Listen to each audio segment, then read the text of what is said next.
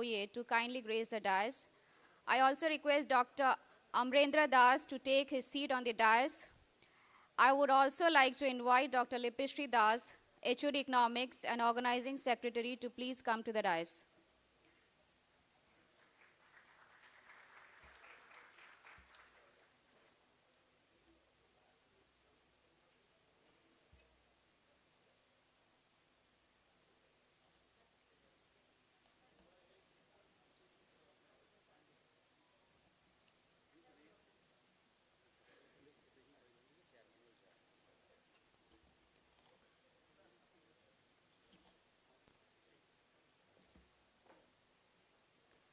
Our esteemed chief guest, Professor Arvind Panagaria, will soon join us.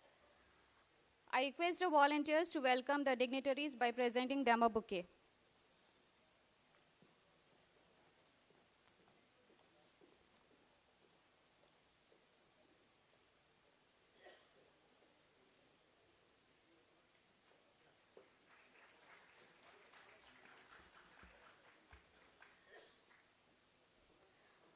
To mark the beginning of the 57th Annual Conference of the Odisha Economic Association, we now proceed with the traditional lighting of the ceremonial lamp, a symbol of knowledge, wisdom, and enlightenment.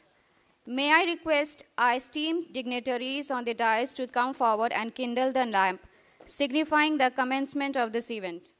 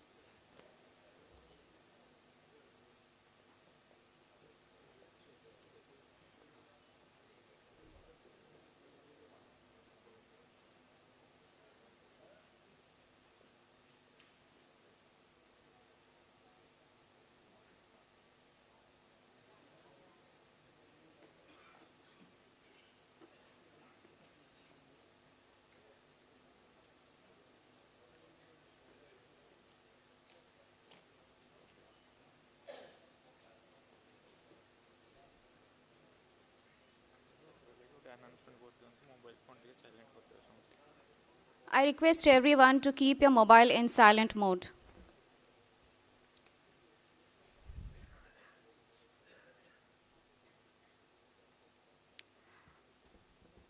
Thank you, dignitaries. May the light of knowledge guide us all. As we have come together to this event, it is only fitting that we honor the rich heritage and pride of our institution. I now request everyone to stand for the Ravenshaw University anthem.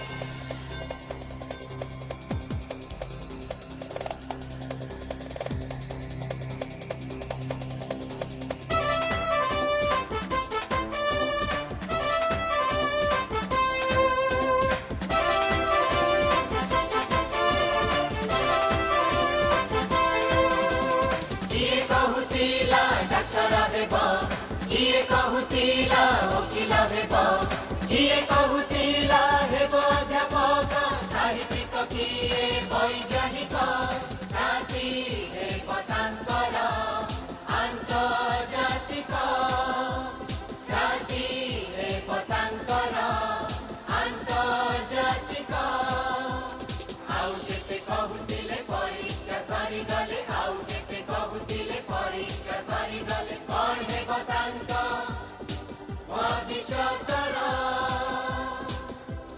हेले खाली जणे पिला रेभेन्सार हेले खाली जणे पिला रेभेन्सार कहिला से सूर्य किरण हेबो एई दुनियार हजारे मुहार एई दुनियार हजारे मुहार खुशियालु आय कारण हेबो रेभेन्सा रेभेन्सा रेभेन्सा सूर्य किरण हेबो रेभेन्सा रेभेन्सा रेभेन्सा सूर्य किरण हेबो सबु विषादर कारण हेबो हसलु आय कारण हेबो रेभेन्सा रेभेन्सा रेभेन्सा सूर्य किरण हेबो रेभेन्सा रेभेन्सा रेभेन्सा सूर्य किरण हेबो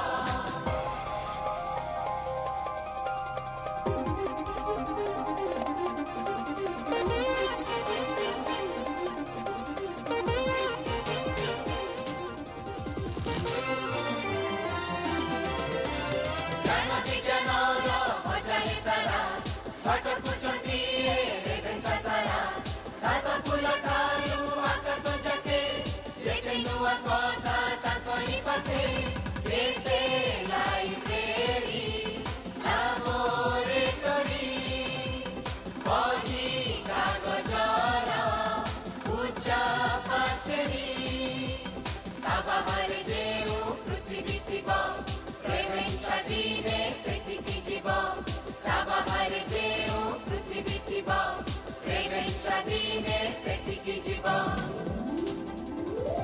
रेभेन्सा रेभेन्सा रेभेन्सा सूर्य किरण हेबो रेभेन्सा रेभेन्सा रेभेन्सा सूर्य किरण हेबो अंधकारर मरण हेबो नुआ दुनियार कारण हेबो रेभेन्सा रेभेन्सा रेभेन्सा सूर्य किरण हेबो रेभेन्सा रेभेन्सा रेभेन्सा सूर्य किरण हेबो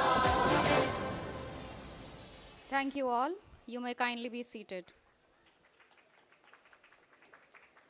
I now invite Professor Dharmabhadra Mahapatra, the convener of this conference, to welcome the guest.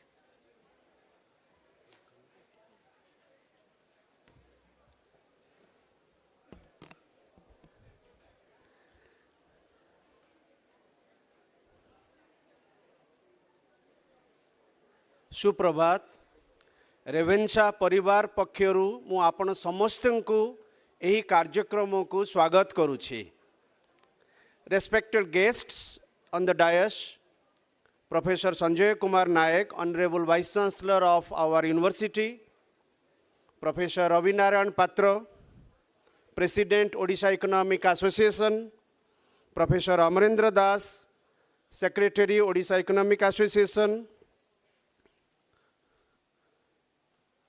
Professor Lipisri Das, Madam,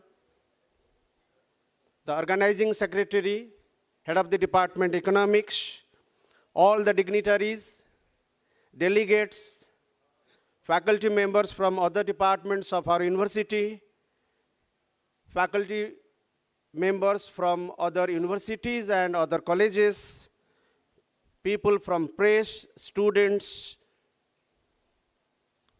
On behalf of Team Economics of Ravenshaw University, I welcome you all to this conference.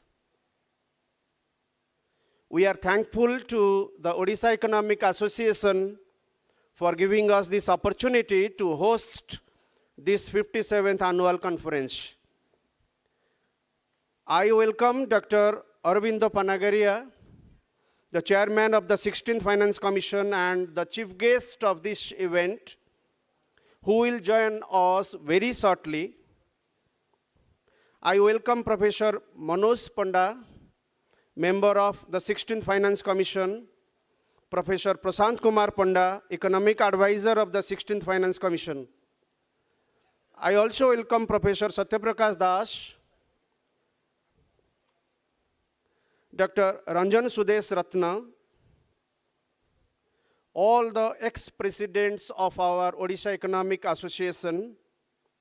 I welcome Mr. Yadola Vijay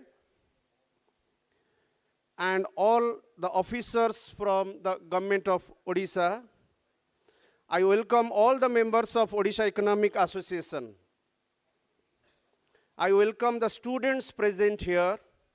I welcome all the viewers watching this event live on the Odisha Economic Association YouTube page. Once again, on behalf of the Department of Economics of Ravenshaw University, I welcome you all to this grand occasion. Thank you.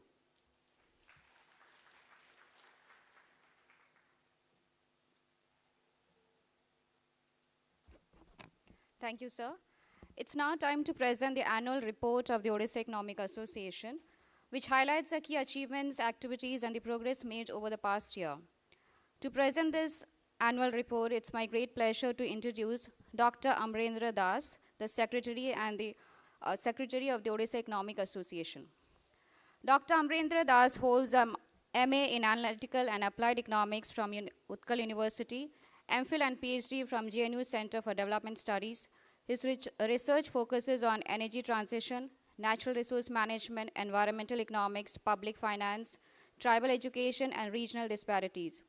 He has been honored with the Springer Nature Best Paper Award in 2023 and the Global Development Medal in 2009. He previously held the position of Deputy Director at the 14th Finance Commission of India, New Delhi between July 2013 and October 2014. Presently, he is an Associate Professor at the National Institute of Science, Education and Research, Bhubaneswar, and served as the Secretary of the Odisha Economic Association. Sir, I invite you to present the annual report.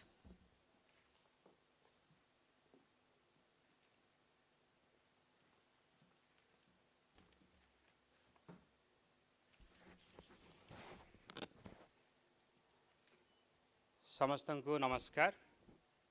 A very good morning to everyone. Honorable President of this meeting, Professor Ravenshaw Patra, the President of Odisha Economic Association, and the Chief Guest who will be joining with us, Professor Arvind Panagaria, the Chairman of the 16th Finance Commission, Honorable Vice Chancellor of Ravenshaw University, Professor Sanjay Kumar Naik, Convener of the conference, Professor Dharmabrat Mahapatra, Organizing Secretary of this conference and Head of the Department Economics, Professor Lipishri Das, distinguished speakers of the conference, resource persons of the pre-conference workshop, members of the Executive Committee, former presidents of Odisha Economic Association, life members of Odisha Economic Association, paper presenters of the conference, faculty members, staff and students of this university, other special invitees, members from electronic and print media, ladies and gentlemen. A very good morning to all of you. I welcome you all to the historic silver city of Odisha, that is Cuttack. I also welcome you to the 57th annual conference of the Odisha Economic Association, jointly organized by the Department of Economics, Ravenshaw University, and the Odisha Economic Association. This university is very special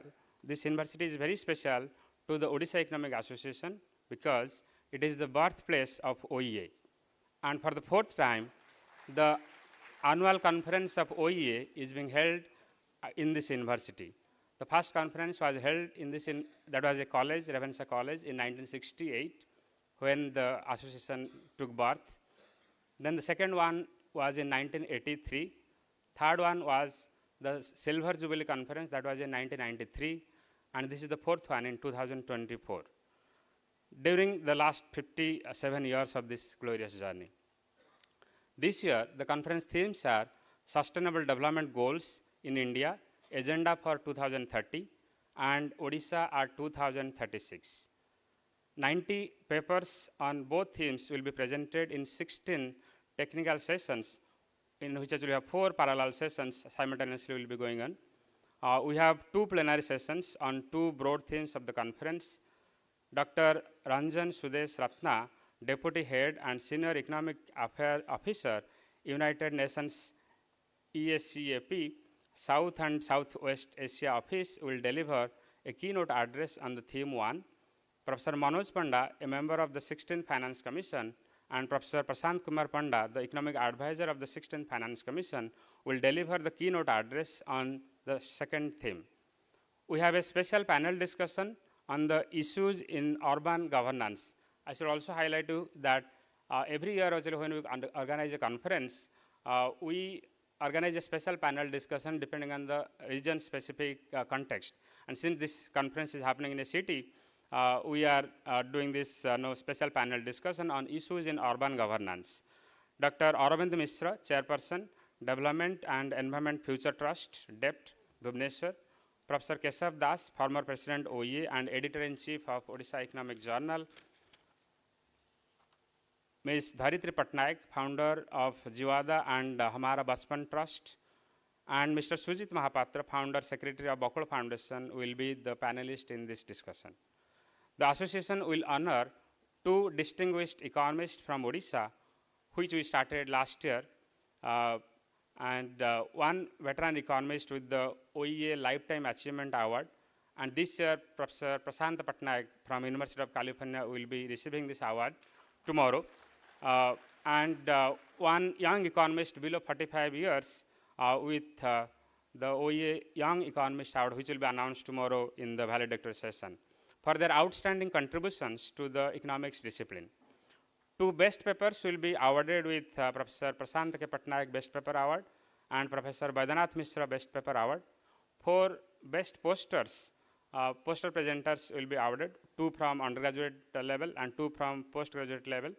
And as I understand, for the UG category, there are, I think there is a tie. So there will be 2 second prizes, so that way 5 people will be receiving the best poster award. From the pre-conference workshop that took place yesterday, all awards will be provided in the valedictory session of the conference. Yesterday, we organized a pre-conference workshop in which nearly 150 MA students and undergraduate students and PhD students, research scholars actually participated. 28 academic posters were presented. I thank all the resource persons of the workshop and also the students who participated in the workshop. Professor Basant Pradhan was the chief guest in the yesterday's inaugural ceremony of the pre-conference workshop, and he is also the director and vice chancellor of IG IDEA, Professor Basant Pradhan. And then we had the other resource person from this university, Dr. Amit Sahu, Dr. Smritirekha Mahanti, Dr. Ashish Kumar Senapati, Dr. Kirtiranjan Palta Singh, who imparted training on NSS data extraction and its analysis. For your information, the Odisha Economic Association was formed in 1968. We now have 860 life members and 58 annual members. Apart from and 3 institutional members. Apart from organizing the annual conference, we organized 3 memorial lectures in memory of Professor Khetramohan Patnaik, Professor Baidyanath Mishra, Professor Advait Mahanti on their birthdays. In the last year, we have organized 6 special lectures and 3 memorial lectures. We have organized a pre-budget consultation meeting and post-budget analysis in Rayagada Autonomous College. 1 counseling program for the Indian Economic Service aspirants, and 1 capacity building program for the college teachers for guiding undergraduate dissertation, which happened in Fakir Mohan University. We have been publishing Odisha Economic Journal since 1968. We will release this year's journal and the newsletter at this conference. I thank Professor Keshav Das, Editor-in-Chief, and Professor Prashant Kumar Panda, the Executive Editor of the journal, and the entire editorial team for doing an excellent job. The journal is enlisted in the UGC care. We have also compiled the short biographies of the former presidents of Odisha Economic Association. Since many of our former presidents are not alive, we have been able to compile the biographies of 34 out of 57 former presidents of Odisha Economic Association. We are trying our best to complete the task very soon. Nonetheless, we shall release the compilation which has been titled Legacy of Leadership, the Presidents of Odisha Economic Association from 1968 to 2025. Once the task is complete, we shall upload the book on our website for public references. Before I end my speech, let me share some exciting news with all of you. The government and the people of Odisha have already started preparation to commemorate the 100 years of the state's formation in 2036. We have also joined the bandwagon at Odisha Economic Association. On March 26, 2021, we discussed preparing a vision document for Odisha at 2036. On November 19, 2024, we signed a contract with the Taylor and Francis to publish a book titled Trajectories of Development, Odisha at 100. On February 2nd, 2025, a few days ago, on Saraswati Puja and Basant Panchami, we have submitted all 24 chapters to the publisher. And these 24 chapters have been drafted by 45 authors, not only from Odisha, from the entire country, and a few authors from other countries also who are working in other countries. We hope that the book will be released by October 2025 as per the contract. As the Secretary of Odisha Economic Association, this will be my last annual conference. The electoral officer has already announced the results of the elections. The executive committee has nominated the new president. The new office bearers will take charge from April 1st, 2025. I welcome all the newly elected office bearers of Odisha Economic Association, and I wish them the best to take the association to the new heights of success.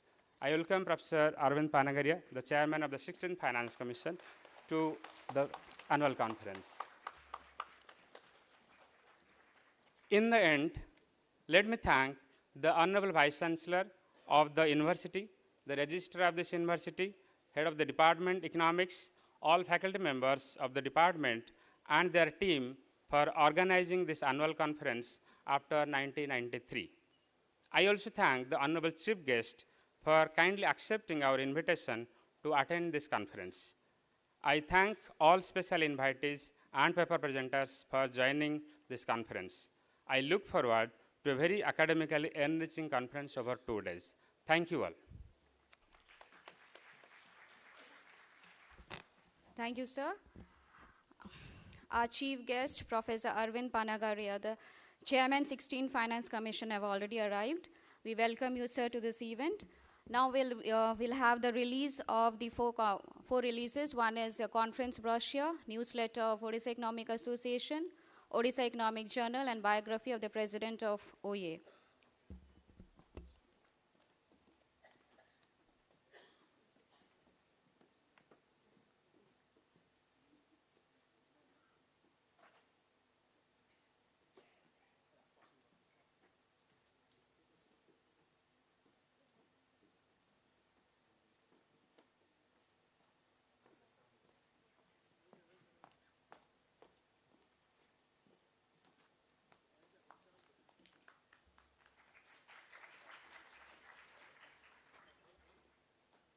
We'll now have the release of the following four things. First, we'll have the release of the conference brochure.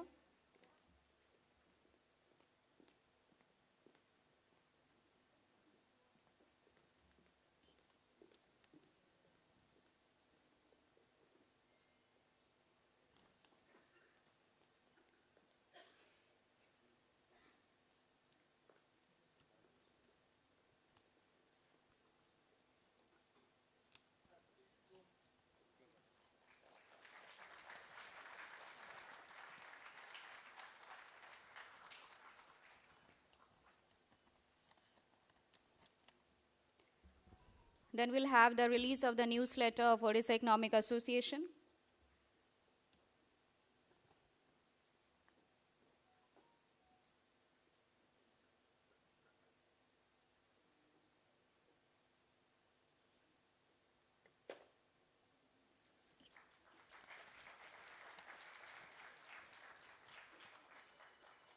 Then we'll have the release of the Odisha Economic Journal.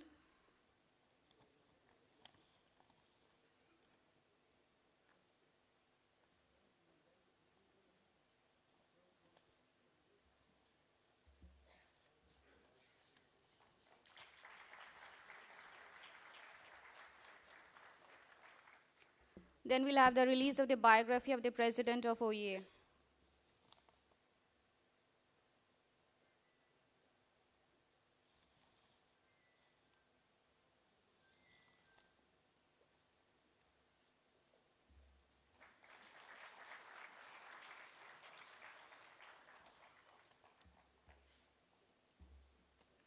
Thank you, sir.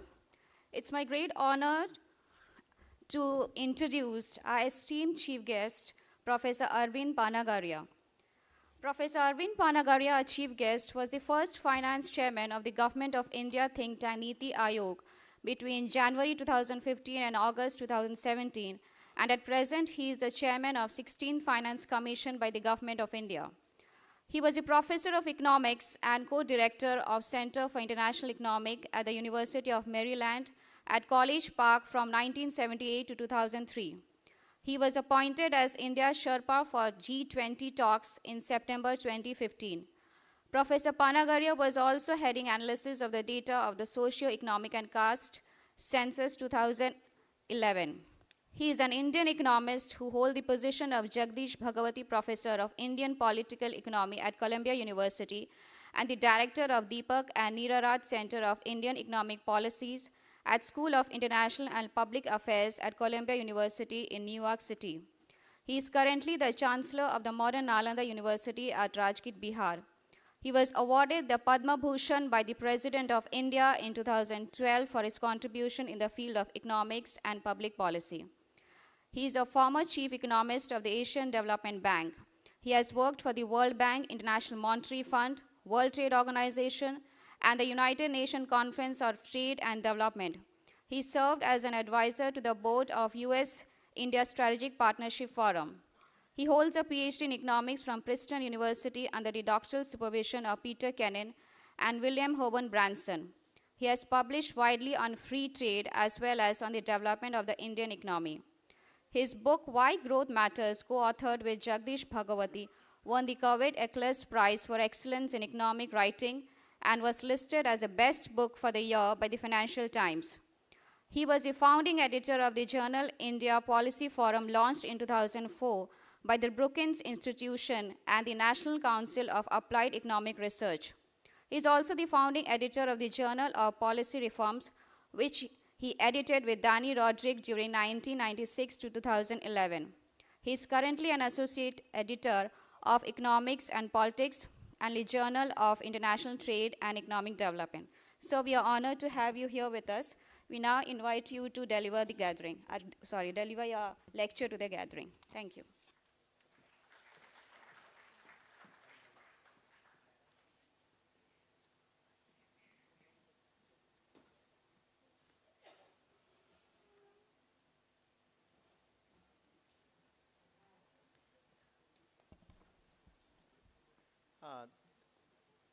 Thank you very much, and thank you, Vice Chancellor, for the invitation to be here today. The subject I've chosen for the address today is Indian economy, in India in the global economy, the next decade. It is timely subject for us to think about since Prime Minister recently has announced his ambition to bring India into the Viksit Bharat status by the 100th birthday of India, which is, or really, the 100th anniversary of independence in 2047. What I will do towards that goal is to talk a little bit about, how India has evolved in the last 20 years or so, and then try to draw out some implications from their experience with respect to where we can head in the next 10 years or even longer if we want to draw it out into 2047. Now, India initially, of course, started, had a slow start. The first Prime Minister, Pandit Jawaharlal Nehru, had a clear recognition that at the time the country was too poor to solve the problem of poverty purely through redistribution. And in the discovery of India, he wrote that there was only poverty to redistribute. There was hardly any wealth to redistribute. Therefore, he argued that in order to really in order to really rid India of its appalling poverty, the country needed to grow about sixfold in 10 years, but that seemed too ambitious. So he wrote that we set a target of 300% growth or threefold, that the economy should grow into about 300% of what it was at the time in 10 years' time. So in this sense, the objective that the Prime Minister had set was quite the right one, which is to get rid of poverty. Instrument that he thought was for it, namely growth, was also the right one. But as it turned out, the model that ultimately Prime Minister Nehru chose was not the right one. It simply failed to deliver growth. He, having come out of this area, this era during which much of Africa and much of Asia had been colonized, he felt that it was essential for India to become self-sufficient. And so he took a very strong stance against participating in international trade. So that was one feature of that model, that he did not want to depend on international trade. And if we were not going to depend on international trade, and the principal way to achieve higher growth was to increase investment as rapidly as possible, then he also argued that we needed to develop our own heavy industry. In the end, you need machines to invest, and that, of course, means heavy industry. So the model he chose really was very heavy industry dependent and a closed economy model, autarkic model. And that, in the end, given the fact that India was a highly labor-abundant economy and highly capital-scarce economy, that failed to use the abundant factor, namely labor, effectively, and at the same time, very scarce capital got employed in industries that employed very little labor. So in effect, we ended up, at one extreme, capital sitting in sectors such as steel, machinery, fertilizer, chemicals, etc., with very little labor, and at the other extreme, labor sitting in the cottage industry, village industry, household industry, with almost no capital. And that really, in a way, at least in hindsight, was the worst possible allocation of resources. What we needed at the time was to spread the scarce capital over a larger volume of labor, so that labor could be used effectively to produce higher productivity, and also over time give the labor to the opportunity to develop skills. When the bulk of labor sitting in these very tiny cottage and village and home industries had no capital to work with, the skill development obviously couldn't have happened. So in any case, as it turned out, and that sort of model then continued. The third characteristic of this model was reliance on a very large public sector. Once again, Nehru did not expand the public sector by buying off the private sector industry. Instead, his vision was to really increase the role of the public sector through progressively larger and larger share in the investment each year of the public sector, and that's how he built up. But even that process, by 1980 had resulted in about 3/4 to 80% of the paid up capital ending up in the public sector. And 7 out of the 10 largest enterprises were in the public sector by that time. So in effect, the reliance on the public sector, very heavy industry, and no competition through international trade, all of that added up to rather small or rather slow growth rate. But that, eventually we all know that history, that finally a series of developments and factors led to the 1991 liberalization, which really was a turning point, bringing economy back to the private sector, to the market-driven forces, and reduced role of planning. And that process, although started in 91, continued and still continues within the Indian democratic setup. The process of change is slow, and whereas in the authoritarian China, Deng Xiaoping could bring about the change rather quickly. He too faced some internal opposition, but largely he was able to to change the course of the Chinese economy a lot faster than we were able to do within our democratic structure. And that, of course, also means that we still are struggling with certain policies which require changing. That also meant that the growth in the economy was not as fast as in some of the, China on the one hand, but also in the earlier years, 60s, 70s, and 80s, South Korea, Taiwan, Singapore, etc., which had all been able to grow, 9 to 10% per year. And within 3 decades, they had more or less transformed themselves into upper middle income countries. So our struggle here is still on. Now, how did we do after liberalization began? And I want to take the last 20 years.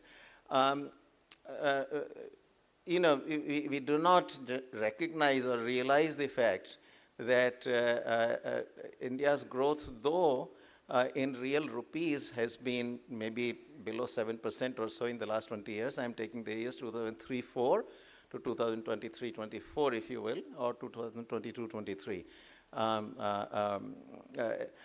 During this period, in real rupees, our growth has been over the 20-year period about a little below 7%. But if you look at the growth rate in real dollars, that has been significantly higher, about 7.9%. How does that work? That works because rupee itself, in real terms, appreciates as per capita incomes rise. And this has to do with the fact that as per capita incomes converge across countries, the price levels converge also. And as a part of that convergence of the price levels, the currency of the country, which is coming from lower per capita income to higher per capita income, generally appreciates. So there is, a literature there with Balassa Samuelson, PPP literature and all, which will tell you how exactly this process works. So during this period, the 20 years when India has grown, given that it starts from low per capita income and moving towards higher per capita income countries, the currency of India has also been in real terms appreciating. The net effect of all that is that in real dollars, the economic growth in India during these 20 years has been about 7.9%. In current dollars, which is something you can easily download the data from WDI, the World Development Indicators, the growth rate during these years has been a little about 10%. And then if you apply basically the US GDP deflator. Now we're talking about dollars, and therefore the relevant GDP deflator becomes the US GDP deflator. That's about maybe 2%, 2.1, 2.2%, somewhere there. But so in net, it turns out in real dollars, you have grown 7.9%. Now, from this, we come to asking the question, what kind of growth, if we were to be able to maintain that kind of growth over the next several years, where we could actually be heading. And I want to really, rather than take 10, I'll take the full 2047 year as the terminal year. And first one can ask the question, well, what kind of growth do we need in per capita income to actually reach the Viksit Bharat status? Now, obviously, you need a benchmark for that. What does it mean to be Viksit Bharat? And the general kind of benchmark that is taken as the definition of the high income country, which is what we may call the Viksit Bharat, that is provided by the World Bank. That's the only really generally widely accepted definition. And the World Bank definition of a high income country is a per capita income of about 14,005 in 2023 dollars. Okay, that's 14,005. So we will just say around figure $14,000 per capita income in 2023 dollars. Okay. Now come back a little bit. India's per capita income in 2023 is about $2,580. And what we are asking is whether, so this is 2023 per capita income, and what we are asking is whether India can reach the per capita income of about $14,000 by 2047-48. This is about a 24-year period. To get there from $2,580, what you need is a growth rate in per capita income of 7.6% in constant dollars. Okay, because remember that my threshold of $14,000 per capita income is defined in terms of the 2023 dollars. Therefore, I have to compute the growth at constant in constant dollars and see whether by 2047 I can get to that level. It turns out it's a fairly straightforward calculation to do, that if your per capita income is 2,580 at about 7.6% growth rate, you will cross that threshold of 14,000. You'll get to something like 14,000 plus maybe 14,800 or something of that sort, That's a straightforward calculation you do. So if India really needs to grow at 7.6% in per capita terms, remember, what is the corresponding GDP growth rate? That's a question we ask now. Now, all estimates, you can take the United Nations population division, population growth figures, that places India's population growth rate during this period at somewhere from 0.5 to 0.6 percentage points. So what that means is that 7.6% plus the population growth, let's say we will take the 0.6% population growth rate, that gets you to about 8.2% GDP growth rate. So the GDP, what you need is for the GDP to grow in constant dollars between 2023 to 2047 at 8.2%. In the last 20 years, we have grown 7.9% is the case I have made to you. So it's not very far. Okay, so that's not very far. What you need is an acceleration by another 0.3 percentage points. Most likely population growth is going to be a lot slower than that, because India has been already at the total fertility rate of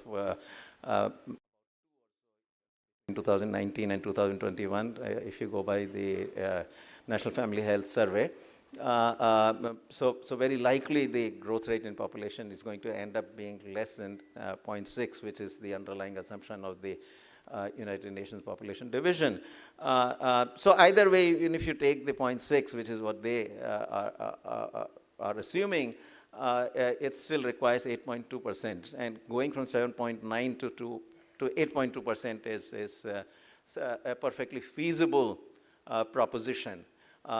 That, I think, needs to be argued, of course. I'm just telling you right now that it's a perfectly feasible proposition, but one needs to come back and say, explain why is that feasible.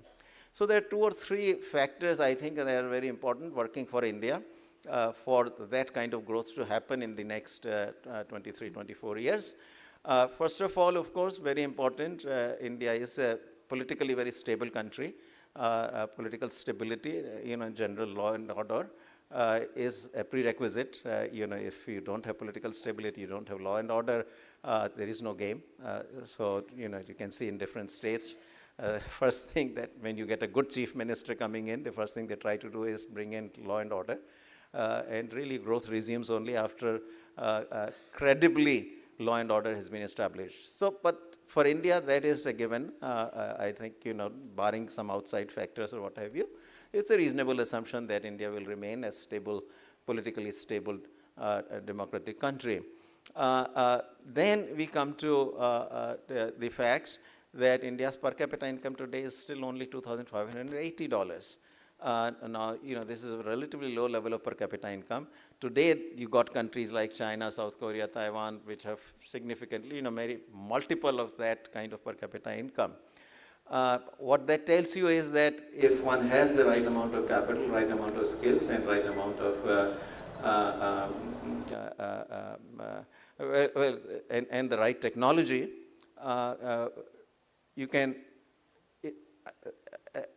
per capita incomes which are a large multiple of 2,580 are possible. We see China doing that. We see South Korea doing, even, China is already about 4 times of India's per capita income. South Korea is about 3 times of China's per capita income. Singapore is yet another factor of 2 or 3 over South Korea. If all these countries can produce that kind of per capita income, we know that with the available technology today,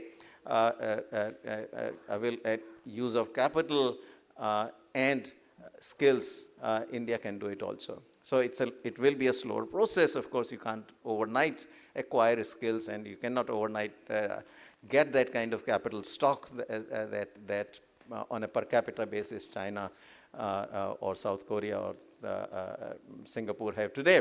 But over time, that can be accumulated. And so certainly we also know the past experiences of South Korea, Taiwan, China, etc., that they have grown at that kind of a rate. So it is certainly in this sense feasible purely through catch-up. You don't even need new innovation. Even the existing technologies that are available will allow you to get there.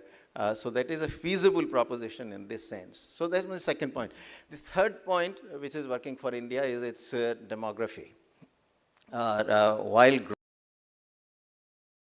is slowing down, has slowed down, India's population, at least in the coming decade or two, is going to remain relatively younger. And the young population, so there are 2 characteristics of India's population. One, it's a large population, and the second is that it's a relatively young population. Both factors actually place India more favorably.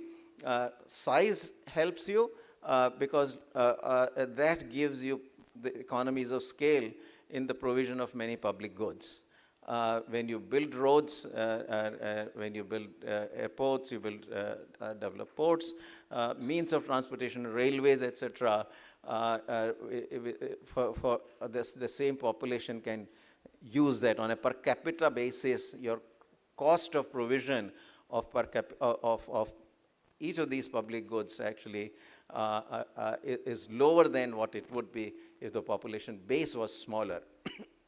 So And that in particular actually becomes even more relevant for the digital public infrastructure.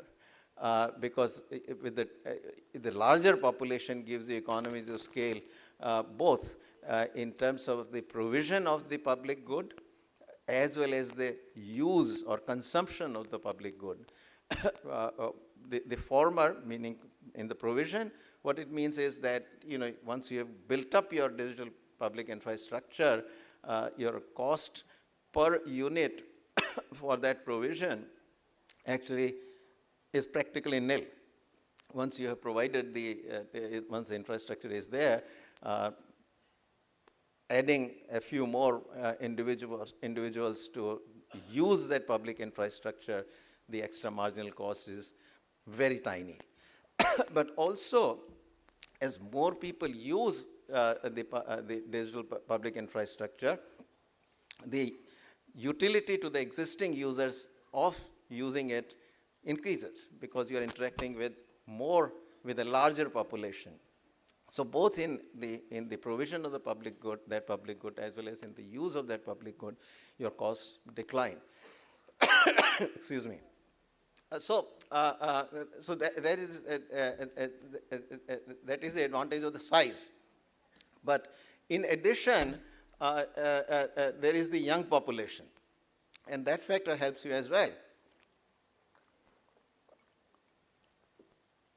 A young population means that the workforce for the given population is larger. So if you're thinking in terms of young versus old population, the larger the proportion of young population, larger the proportion of workforce in the population, and that of course on a per capita income basis, purely in arithmetic terms, means a higher per capita income that they can generate. But also the young population is in its working phase, and therefore it's a saver, whereas the older population dissaves, it lives on the past savings. So there again, the savings rate, it leads to a higher savings rate, which is also essential to accumulate capital faster. So that also is a feature that's going well for India. And the last one, I would say that a lot of the economic reforms that have been done in recent years, the return to those economic reforms is still to be realized. In particular, I would say, GST and the bankruptcy code, but also now, in particular, in the last 4 or 5 years, the build-up of infrastructure has been impressive. Any of you who have been traveling in India, which certainly I've been doing on behalf of the Finance Commission, we are required to visit every single state, and I have now visited 18 states, including Odisha, as a part of this exercise, and it's very impressive, the infrastructure that currently exists. So the return to that is still to be fully reaped. And moreover, finally, our reform process itself is not yet complete. And as we complete that reform process over the next decade or longer, there is return to be reaped on those as well. So I come back finally to the point that, what we are talking about is is to accelerate GDP growth rate from 7.9%, which is what we have achieved in the last 20 years, to 8.2%. That's a doable, that's very much a doable feat. So this is where I think, and in this process, of course, as we get to 2047, we will, in not more than, another maybe 4 years or so, we should become the third largest economy.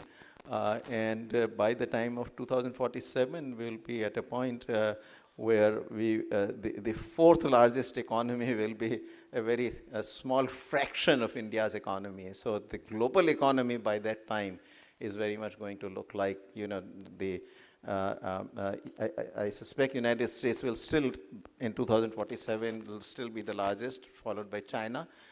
Maybe China will overtake, we'll see, but those will be the largest. India will be certainly behind those two. But then after India, the next one, which under the current circumstances looks like Germany, is going to be quite far behind. And just as we saw geopolitically, once China became a 10 trillion or $11 trillion economy, the geopolitics saw a transformation. And very similarly, as India gets to even, 2047 will be much larger, but even within the decade, as we get to something close to 10 trillion, $9-10 trillion, Germany would look significantly smaller than India already, and that's going to mean geopolitically a vast change in the governance of the global economy, as well as global polity, global politics. So I think future looks very good, very bright. That's how I see it. As skeptics, we can think of many different things that might go wrong and all. But as far as I sort of see it, my general nature is one of optimism. I really think that the future actually looks incredibly good. And most of you are way younger than I am, so you will see India very different from the one in which I grew up, and even the one that I would eventually leave. So look forward to that, and let me once again thank the Vice Chancellor and the other organizers of the conference for inviting me. Thank you all, and all the best.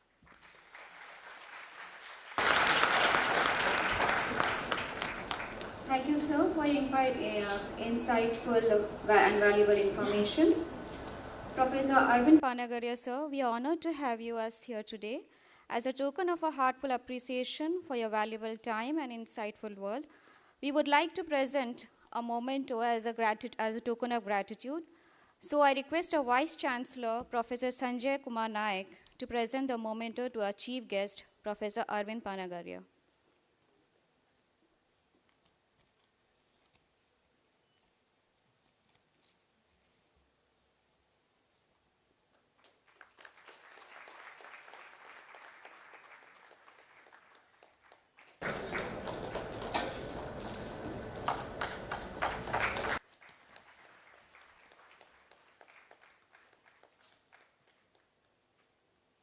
Thank you, sir. It's my honor and privilege to introduce a distinguished leader whose vision and guidance continue to inspire excellence within the institution. We are fortunate to have with us Professor Sanjay Kumar Naik, the Honorable Vice Chancellor of the University with us. Sir has over 36 years of experience in teaching, research, and consultancy in this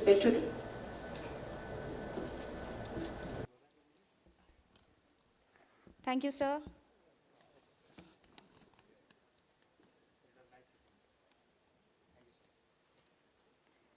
As our chief guest has some official work, so he'll be leaving us. Thank you, sir, for being with us here today.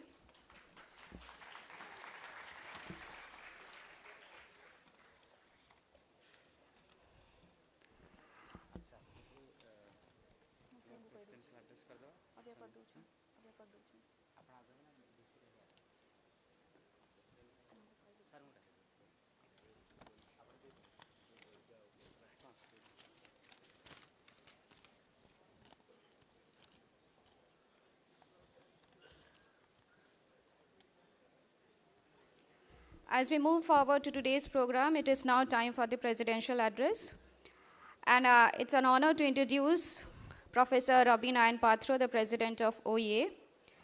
Professor Ravi Nayan Patra completed his IA and BA in economics from Upendranath College, Soro, his master's from Ravenshaw College in 1979, and his PhD in economics from Utkal University in 1996 with a focus on institutional finance under the guidance of Professor Advait Mohanty. His research spans regional economic development, agriculture, labor migration, institutional finance, cooperative credit, environmental issues, FDI, education economics, fish production, exports, and tribal studies. He has guided 8 PhD scholars, 4 from Utkal University and 7 from Ravenshaw University. He has completed 14 government-funded projects, including studies on land acquisition and millets, and contributed to compiling the Gazetted of 30 districts of Odisha at the Gopavandhu Academy of Administration, Bhubaneswar. Presently, he is the president of the Odisha Economic Association. So I invite you to give the presidential address.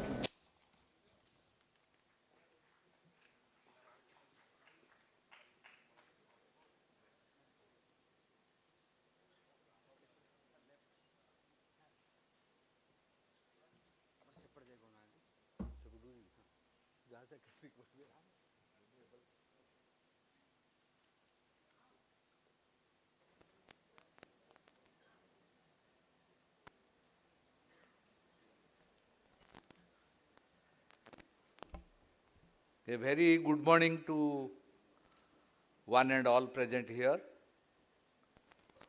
I always do as directed. You must have seen just now. Esteemed Chief Guest, Vice Chancellor of Ravenshaw University, Convener of the Conference, Secretary of Odisha Economics Association, Local Organizing Secretary, distinguished speakers of the conference, esteemed past presidents of Odisha Economics Association, life members of Odisha Economics Association, paper presenters of the conference, fellow Ravenshawians, special invitees, members from electronic and print media, ladies and gentlemen. I deem it a great honor and privilege to deliver the presidential address at the 57th Annual Conference of Odisha Economics Association. I am indeed grateful to esteemed members of the association, its learned past presidents, for reposing confidence in me. I am deeply humbled by this kind gesture and generosity. I have greatly benefited from the annual conferences of the association since my early career days, and this have enriched my knowledge of economics in general and the economy of Odisha in particular. The Indian economy and many of the economies at the sub-national level, including Odisha, are currently experiencing a slowdown in their economic growth. At the same time, Government of India has been taking initiatives to develop India into a prosperous nation, which they term as Viksit Bharat by 2047, the 100th anniversary of India's independence. And this focuses on youth, poor, women and farmers. In a similar vein, at the state level, Government of Odisha has announced its commitment to ensure that the state is regarded as one of the strong, affluent and rapidly developing states when it celebrates its centennial year of statehood in 2036. These initiatives also aim to achieve sustainable development across economic, social, environmental and governance domains at both national and subnational levels. A clear understanding of how economies are doing at the present and how they may respond to existing and potential challenges will determine their progress towards both Viksit Bharat and achievement of Odisha Vision 2036. The two broad themes of 57th Annual Conference of the Odisha Economic Association, that is Sustainable Development Goals in India Agenda for 2030 and Odisha at 2036, have been set in the light of these developments. I have chosen to share with you some of my ideas on the performance of the economy of Odisha and related issues under the caption Growth, Limits and Sustainable Development Goals, a view from Odisha. I acknowledge with a deep sense of gratitude the mentorship provided by Dr. Himanshu Shekhar Raut, Mrs. Pragya Monalisa Sahu, Dr. Amarendra Das and Dr. Lakshmikant for developing this paper. The critics of the paper will deserve a special acknowledgement for contributing to its improvement and final content.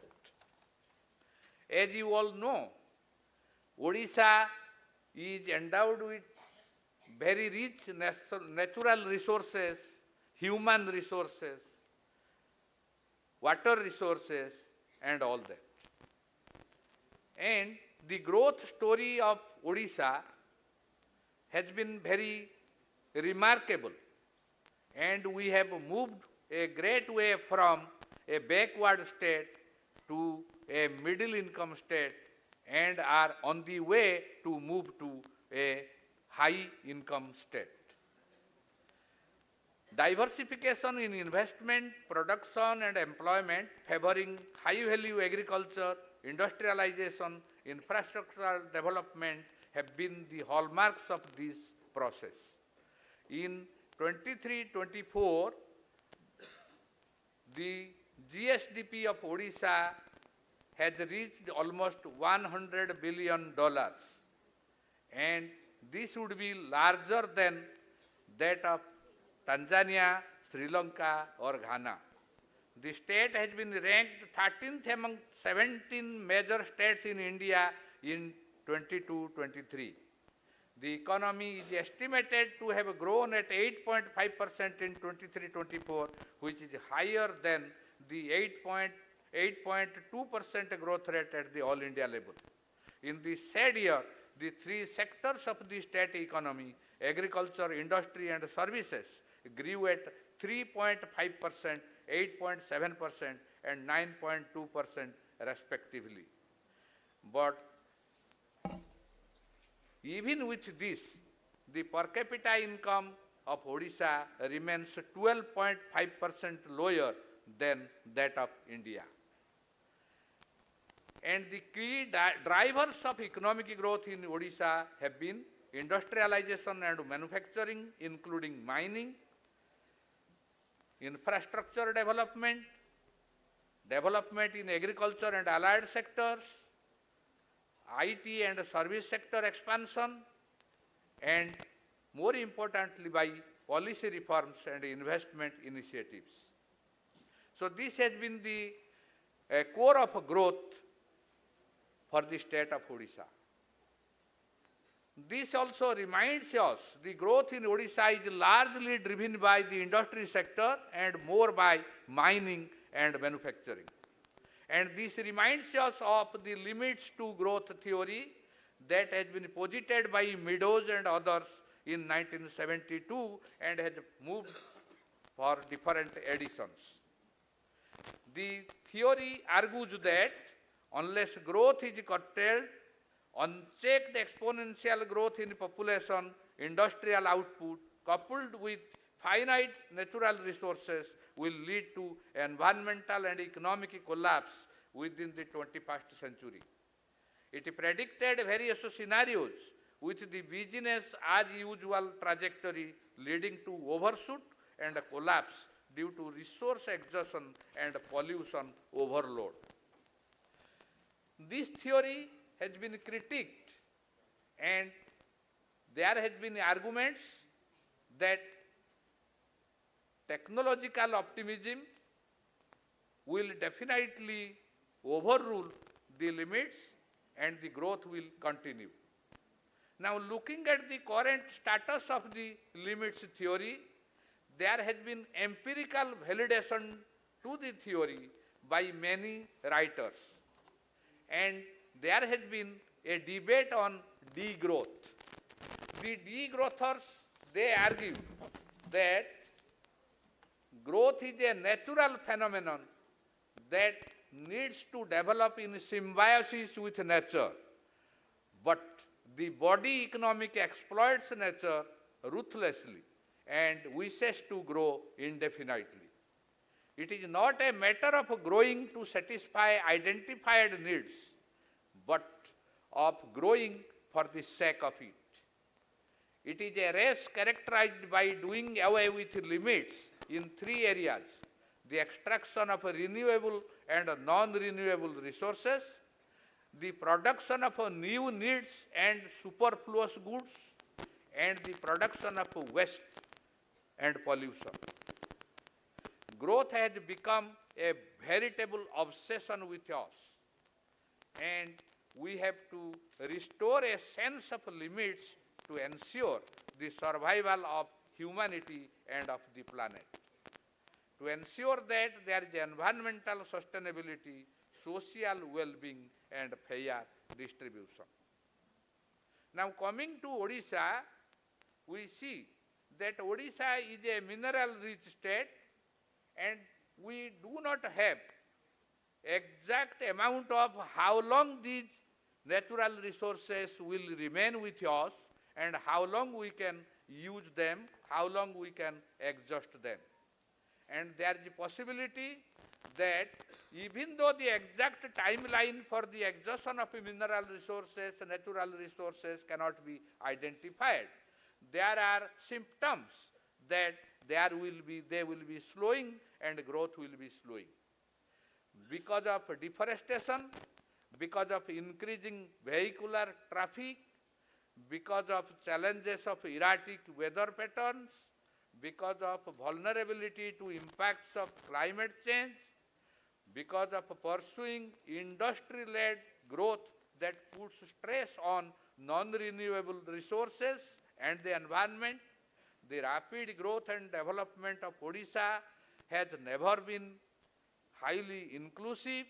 There has been rampant urbanization, and all these have already shown that there has been a growth slowdown since 2010.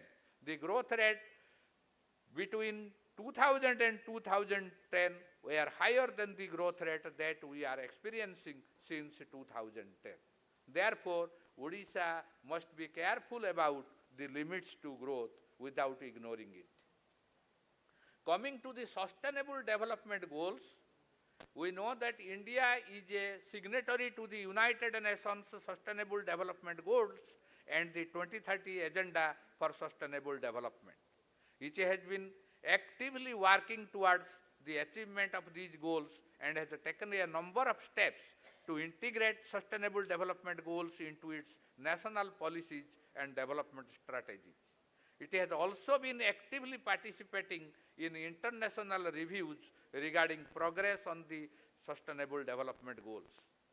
Niti Aayog has developed the Sustainable Development Goals India Index and a dashboard as a comprehensive tool to assess the progress made by the country and its states and union territories towards achieving the 17 SDGs and associated 119 targets. The index is based on various social, environmental, and economic indicators related to each of the SDGs and the targets. Based on the index score, each Indian state and union territory is placed into a distinct performance category, and these are: if the index score is 100, the state is an achiever. If it is between 65 and 99, it is a front runner. If it is between 50 and 64, it is a performer, and if it is less than 50, then it is an aspirant. Now, on the ground of this, there has been 4 reports so far: 2018, 2019, 2020, 2023, and 24. Odisha's score has improved from 51 in 2018 to 58 in 2019, 61 in 2020, and 66 in the year 2023 and 24. So Odisha is in the front runner category as per the latest report on the SDG India Index. And Odisha has done exceedingly well in several of the goals. Take for example poverty. India has achieved a fast decline in multidimensional poverty head count ratio, and so also Odisha. Poverty head count ratio in Odisha has decreased from 29.34% in 2015-16 to 15.68% in 2019-21. And poverty declined by 13.65 percentage points, whereas the decline at the all India level is only close to 10%. So there has been a fast reduction of poverty at the state level. But even then, we see that poverty in Odisha remains largely concentrated in the tribal population concentrated districts of Gajapati, Kandhamal, Kendujhar, Koraput, Malkangiri, Mayurbhanj, Nabarangpur, Raigada and Sundargarh. The poverty head count ratio is the highest in Koraput, highest in Malkangiri 45% as against only 3.29% in Puri. Similarly, when we look at the Good Health and Well-being Index SDG 3, Odisha is doing well, better than the national level, but still then there is a great burden of disease, great burden of malnutrition and undernutrition. So far as zero hunger is concerned, according to the State Ranking Index for National Food Security Act 2022, the state ranks first in India for food security and is a widely accepted role model for the world due to realization of optimum benefits from creating a resilient food system and addressing pre-2000 hunger issues. Now, so far as quality education is concerned, Odisha is at a backseat. It has one of the highest dropout rates at the secondary level and has been placed in the 9th grade in the Performance Grading Index 2.0 and has a lower score in learning outcomes and quality. And Odisha is doing little better so far as affordable and clean energy SDG 7 is concerned, where Odisha has a score of 84 from 100. Now coming to the decent work and economic growth, we see that our growth is high, but so far as employment is concerned, there is imbalance and mismatch between sectoral contribution to gross state value added and to employment generation. For example, agriculture and allied activities contribute to 20.4% to gross state value added, but the employment share is as high as 48%. Industry contributes 43.3% to gross state value added, and its contribution to employment is only 25.8%. Services make a contribution of 36.3% to gross state value added, and its contribution to employment is only 26%. Not only that, the quality of employment in Odisha is also very low. Casual workers constitute 21.5% of the total workers. Regular and wage salaried workers constitute only 14.4%. Self-employed constitute the bulk 64%. So far as the quality of employment is concerned, we are not doing well. And coming to inequality case, we find that inequality is more in the urban areas compared to the rural areas. However, there has been a decline in inequality from 2022-23 to 23-24. And so far as consumption is concerned, the high growth is not reflected in higher consumption. Consumption expenditure in Odisha is roughly 88% of the consumption level at the national level. And so far as SDG 13 climate action is concerned, 6 years prior to establishment of the National Disaster Management Authority in 2005, the state of Odisha came with the Odisha State Disaster Management Authority. And we have the State Action Plan on Climate Change actively pursuing its implementation since 2009. We need affirmative action on education and health front. We are basically wrong in certain things. We have a kind of a wrong prioritizing. We emphasize freebies. We do not emphasize capacity. We emphasize populist schemes. We undermine and compromise building fundamentals of the economy.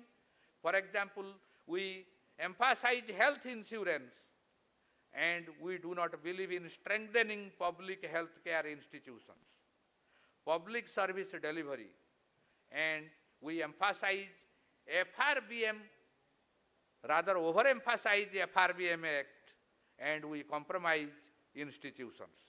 Even at the individual level, if you take the case of farmers, farmers always shout for increasing the minimum support price, and that is not similarly reflected in claim for irrigation. So that is there both at the government level and at the individual level. Odisha is, for Odisha, poverty and nutrition remain a persistent challenge. Food security and nutrition security has become a dual imperative. Climate change and nutrition security has become an interconnected challenge, and millets are a national and climate resilient solution. Odisha's millet mission is a model for success. Let us pledge to build a future where food security is synonymous with nutrition security, where sustainable practices safeguard our environment, and where Odisha leads the nation in resilience and progress. Together, we can shape a healthier, more secure, and sustainable future for generations to come. Thank you. Thank you very much for having given me a present here. Thank you, sir. It's now my honor and privilege to introduce Professor Sanjay Kumar Naik, our Vice Chancellor, whose vision and guidance continue to inspire excellence within our institution. Professor Sanjay. Thank you. Okay, sir.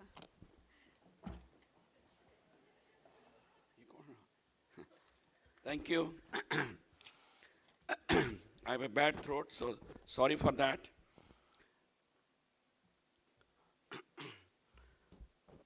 Professor Arvind Pangaria, who was just left, and we have heard him. After listening to him, I think we have nothing much to speak.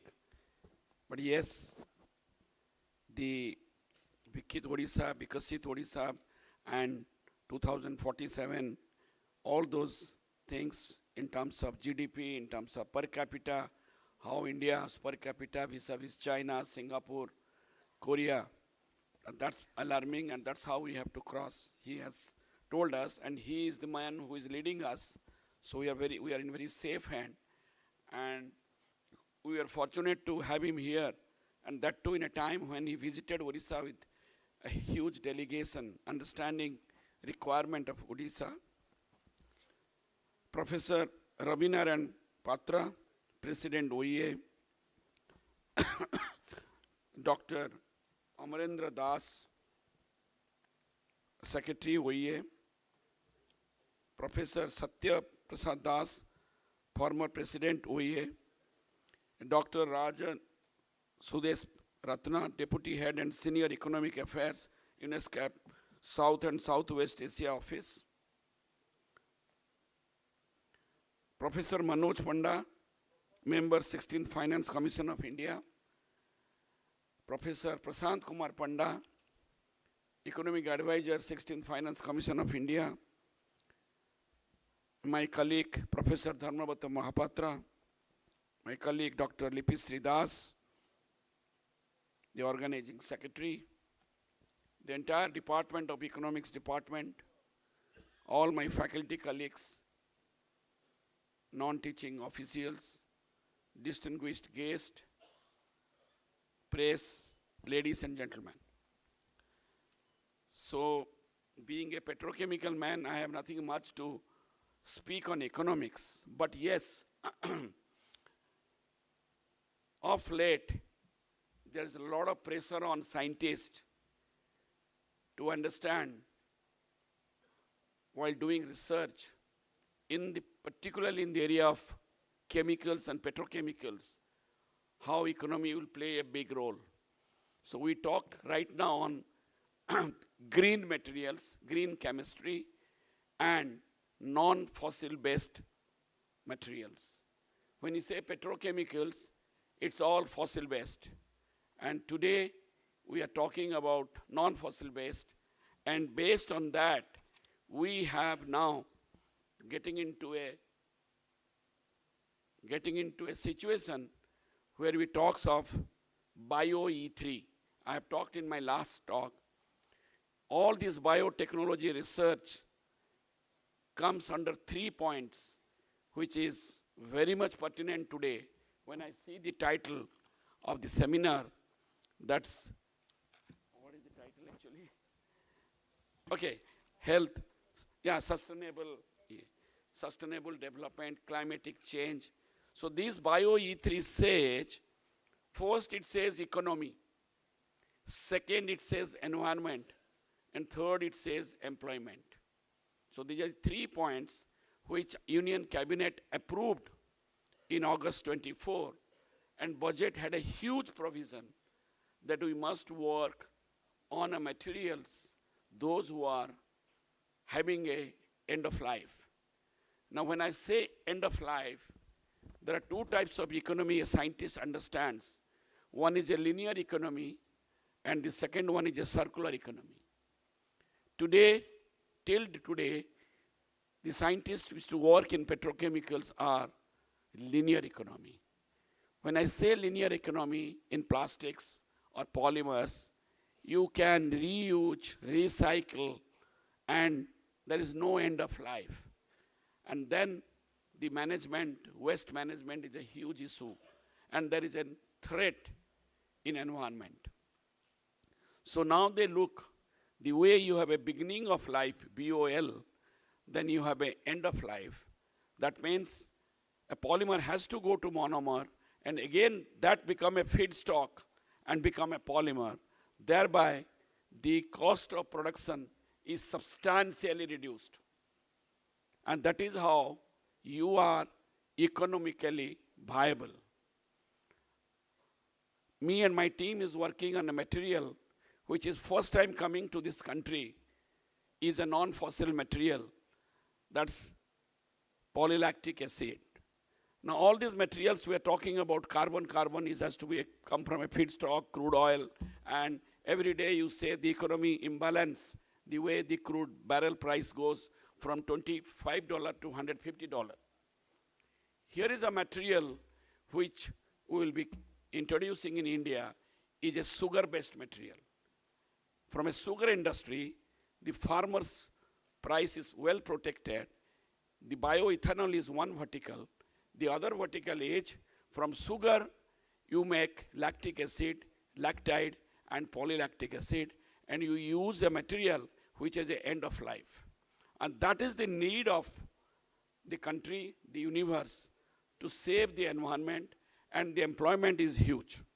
So basically whether it is a crop, whether it is a forest, whether it is a fish, whether it is an animal, or a microorganism to produce foods, materials, and energy. These are all connected to circular economy. And I just wanted to put it to this such big gathering, big economist who talks and who understands the economy much better than me. But yes, we are also pressurized as scientists to have material which is not only economically viable, but environment friendly. And that's a challenge which the petrochemical industry is working. And all these agriculture-based feedstocks are achievable with a good, cost-effective materials.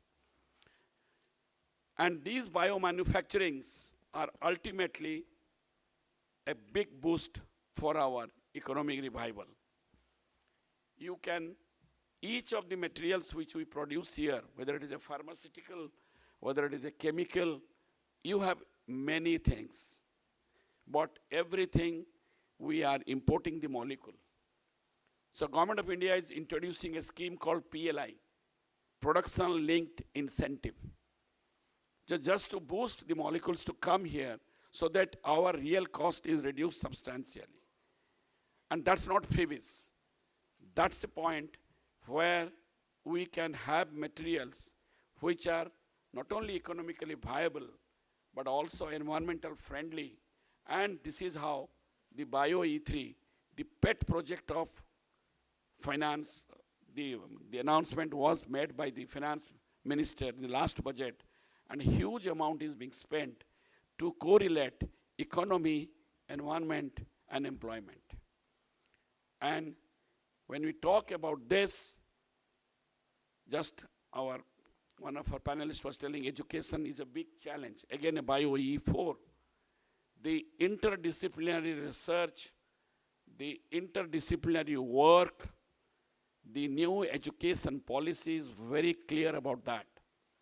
And that is another thrust wherein the type of research are going to give a service and output in 360 degree.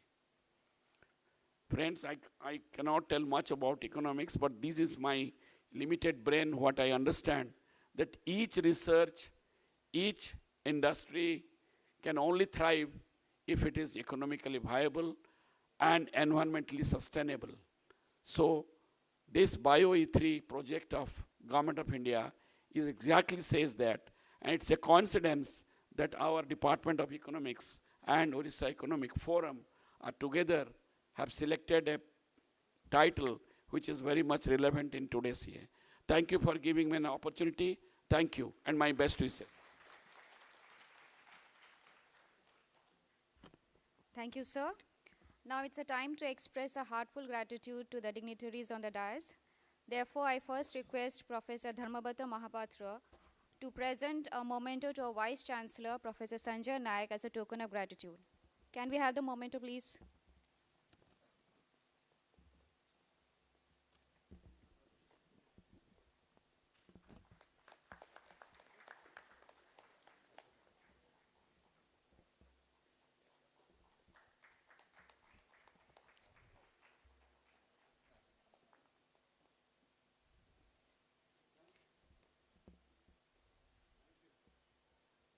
Thank you, sir.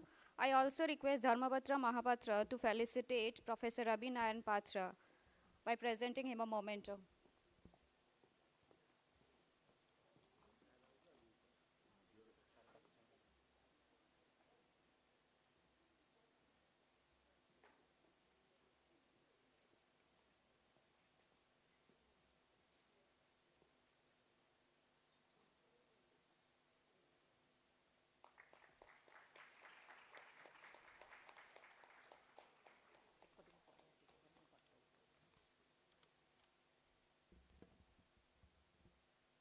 Thank you, sir. I request Dr. Lipishri Das, our organizing secretary, to present a memento to Dr. Amrendra Das, the secretary of OA.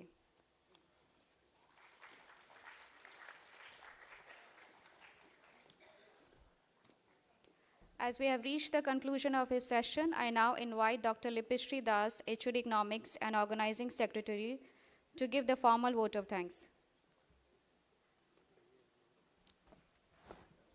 Thank you, Nirupama.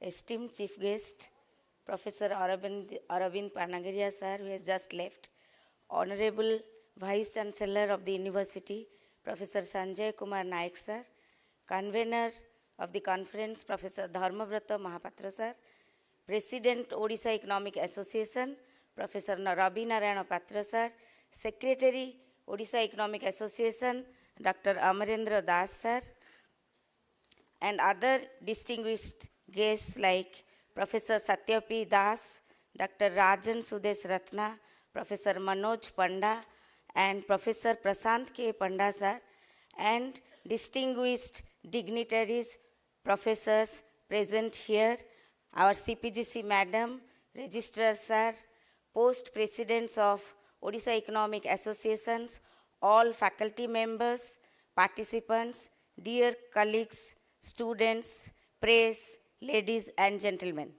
It is a privilege and a great pleasure for me to extend a formal vote of thanks on the occasion of 57th Annual Conference of Odisha Economic Association and National Seminar on Climate, Economy and Sustainable Development in India.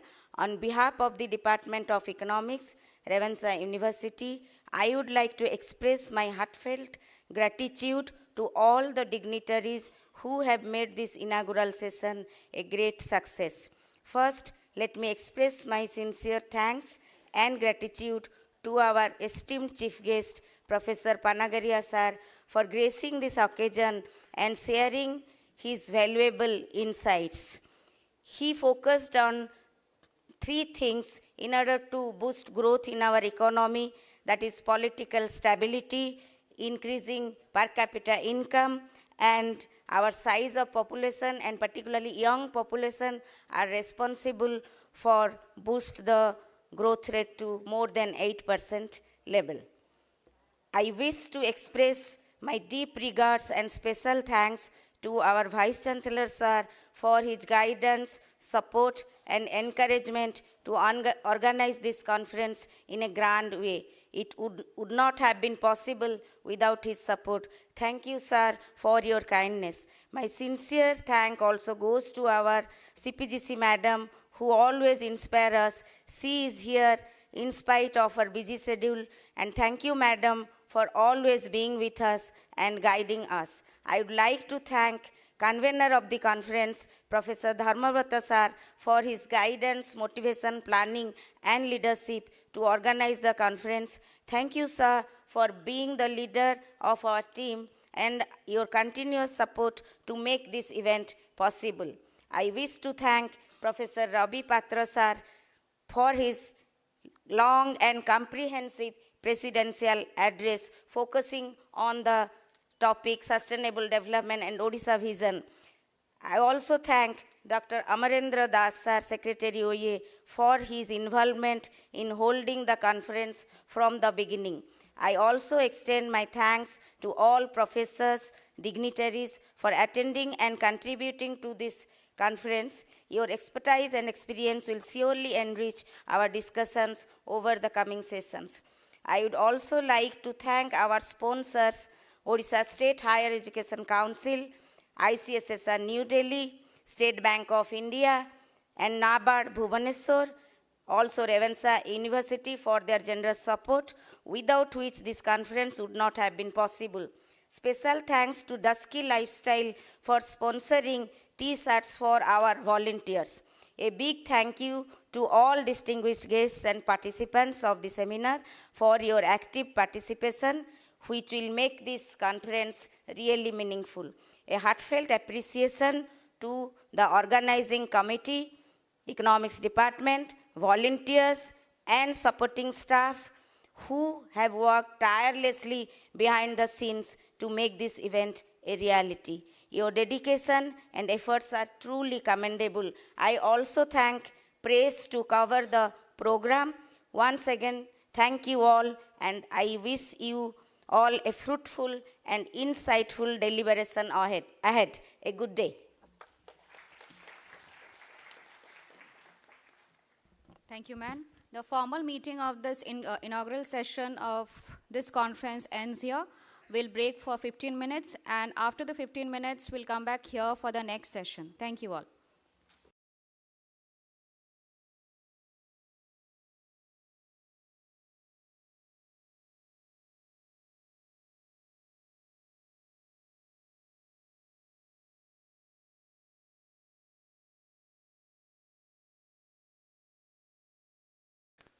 The latest is of 2024, which has taken the data for 2023. And you all know there are 17 goals on the SDGs. Unfortunately, none of the 17 goals have been achieved so far as the target of 2023 is concerned. So the whole region is lagging behind the Sustainable Development Goals. As per the present pace of development, the SDGs would be met in sometime in 2060. So we'll take another, after 2030, we'll take another 30 years to achieve those goals. And therefore, we need to do a lot of progression, because we started in 2050, the target date was 2030, we are already in 2025, so we have passed almost 9 years and we are left with 6 years only. We have crossed midway and we are nowhere there. The second important aspect is that if you see South Asia, we host 1/4 of the world population, but we host half of the world people below poverty line. So the importance of South Asia is that if South Asia does not meet the Sustainable Development Goals, because of its critical mass of having half of the world population of poor, the world will also not be able to achieve the Sustainable Development Goals. The realization has not sunk to many of the developed countries, and is still the development assistance and the support which should have been given to South Asia has not been supported as yet. Surprisingly, or to the agony, the two goals for 2024, the region was regressing. Regressing means it was going in a negative direction, and that was goal 8, which is decent work and economic growth, some impact of COVID, and some impact of growing youth, which required work commensurate with their education and background, but that was not made available to the region, and so that is also going in a negative direction. The second one is about responsible consumption and production, because that is also linked with it, and then is the goal 13, which is climate action. In South Asia, if you see these statistics, the share of renewable energy in the total energy mix is declining. The total investment is increasing, everything is doing, but in the energy mix, is still the investment on the green energy is not commensurate with the growth of the non-renewable,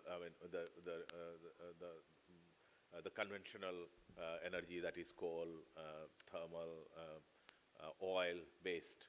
And that also doesn't go with many of the countries which have given their commitment under the Paris Convention in the UNCCC for net zero commitment. If you compare that with India, the other important feature which comes in is also in case of India is the lack of, can the slide go down to the graph, the first graph?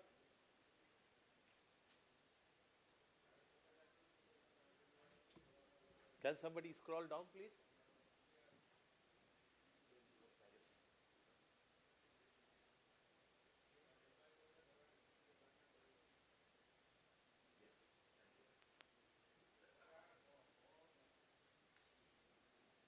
Okay, so this is what I wanted to show.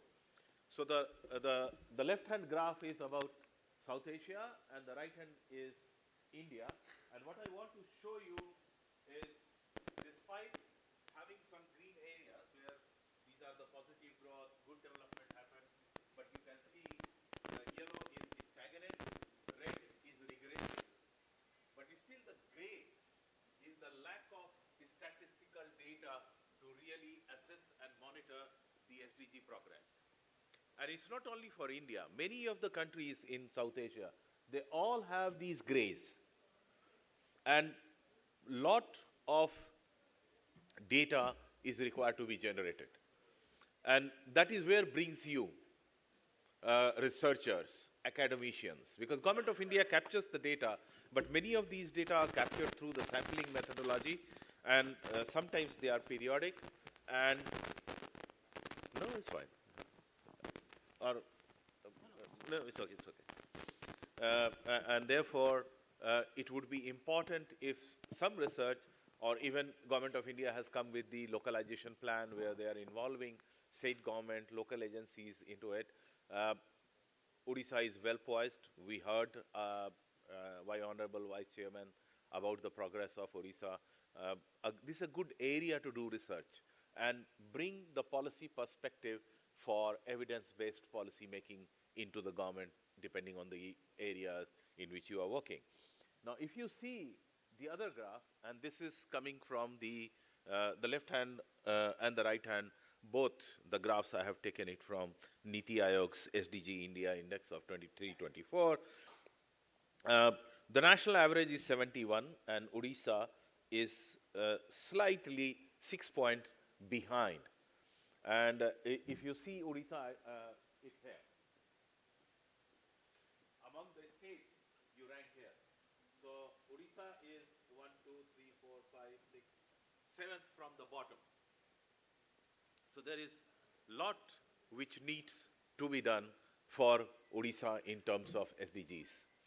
And that again brings to all of you coming from the academic world to do a lot, maybe some research, some sampling, whatever you want to do, look into the government, go to the Odisha government. This is a prestigious university, I'm told the oldest university in Odisha, dating back in 1861 or 67. And therefore, many of you researchers, if you can pick up some of these, or even you can, some would have come from outside, if you have come, you can look at your state and how it needs to be done. The second picture depicts the India's situation, where we are looking at the SDG-wise, goal-wise. Here you can see. So this also varies. The 71 is an average, but if you can see in SDG 5, and SDG 5 is about women equality, right? So you can see in SDG 5, of all the goals, India is showing in red. That means it needs to be more aspirant. Yellows are also where there is a performance. It's a very unique method I was discussing initially.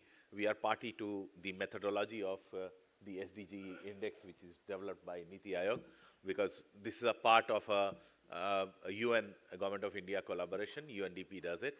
And I was talking initially when the first time it came, because the data is an important aspect. So only those data or those indicators are captured here where all states have around 70 to 80% of the data available. So if some states do not have the data, they drop it. So there is a methodological flaw. It doesn't represent the true picture, but it looks into from where the maximum number of data points are available across the board for all the states. And I was asking them that they do not want to insult a state, so they have come out with the word of saying you need to be aspirant, you need to be performer, which is very positive word. Otherwise, what we say, we say you are going in a negative direction, but instead of saying in a negative direction, it's a better word to say, you need to be more aspirant. So even for the SDG, we say, please accelerate the Sustainable Development Goals. Now, if you look the score of India, 3-4 states. Okay, pointer to isme bhi hai. Isme bhi hai. Thank you. Only the 4 states have been lagging behind slightly. They need to be aspirant. Of course, your neighboring states, Jharkhand, Bihar, and then Nagaland and Meghalaya are 4 states which need a lot of work to be done. I want to show you what we did, and this is an overall macro picture of India, because ESCAP, we can't maintain the data for all the states. And this, I'm sorry, my apologies, you cannot see, but if you want, if you are interested, the web links are provided, the PowerPoint presentation is here, you can look at it. But most of the time you will find that some of the goals, the the performance is okay, but in some, the performance has a problem, like you can see many of the gray or sometimes the red, which means those targets, it is regressing.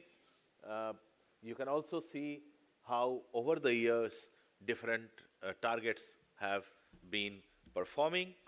And if you can also look the data availability, so you can see that many of the goals on many of the data indicators are missing for India. And therefore, you cannot make a true assessment of all these goals. So to a certain extent, if you see that these goals are behind the target, one of the possibilities could be that the data is not available to substantiate where you remain and what is that needs to be done. But maybe we are progressing better than that. Coming to Odisha, again, out of these 17 goals, actually 16, 17th is a means of implementation. But if you will see, goal 2, goal 4, goal 5, goal 9, all you are aspirant. That means there is a lot of work need to be done. Goal 5 is across India, and so is Odisha too. But you are lagging behind in goal 2, goal 4, and SDG 9. And that is where some, I don't know, anybody is there from the Odisha government or not, but we talked about certain promotional schemes, industrialization happening. Odisha has a lot of natural resources, minerals, ores. You have sea coast, one of the largest producers for some of the fisheries product like prawn and other things. Still lagging on some of the economic activity sectors tell a different story. And that is where the policy interventions are very, very important to be brought in. I will just take you through the glimpse of the South Asia, how we look as per the goal, because that is what we have done. So if you see in terms of goal 1, in terms of poverty, the economic loss from the disaster is showing in a -1. Goal 2, you can see moderate or severe food insecurity. So when we talk about livelihood, we talk about food security, there is an evidence which is brought here. Similarly, you see SDG 3, SDG 4, SDG 5, if you see, except that the gender parity in labor force participation, that is going in the negative direction. But good part is gender parity in youth need is closer to the target, but clean water and sanitation, the region is way behind. But that in SDG 6, India has achieved at a national level the SDG goal of 2030 in 2023. 7 and 8 you can see in the decent work and economic growth, how we are still regressing, which indicates that we have not come out of the COVID impact as yet. 9, industry, innovation and infrastructure. That is also where Odisha has a red bar. 10 is the reduced inequality, 11, 12, then you see 13.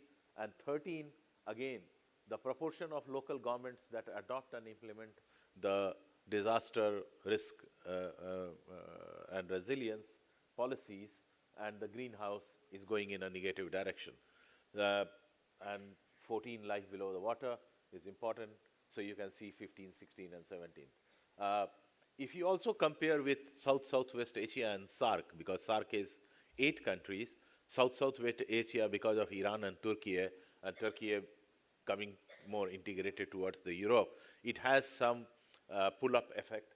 But still, if you will see and compare, you can see that there are certain goals where still there is a diversion, or there is a different progress which is being reported. And same is done at the national level too.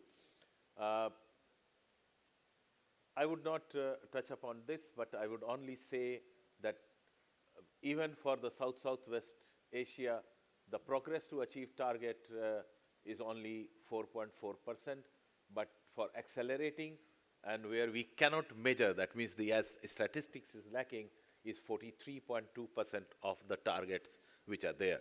So it is not only for India, but it is also for the entire region that every country is struggling with the data. The challenges are many.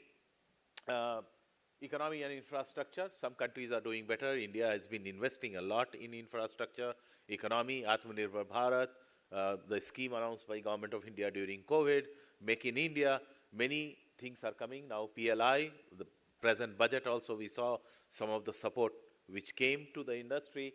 Repo rate has been lowered down by RBI today morning by 0.25 percentage points. But still, there is a low manufacturing value addition. And the challenge is, with AI and robotics coming in, many of the sectors where India or South Asia had the comparative advantage in terms of cheaper labor will slowly erode. And if robots start manufacturing textile, automotive components and parts, leather, pharmaceutical products, which is very mechanized, there is no labor laws, there won't be any other standards, and they can work 24/7.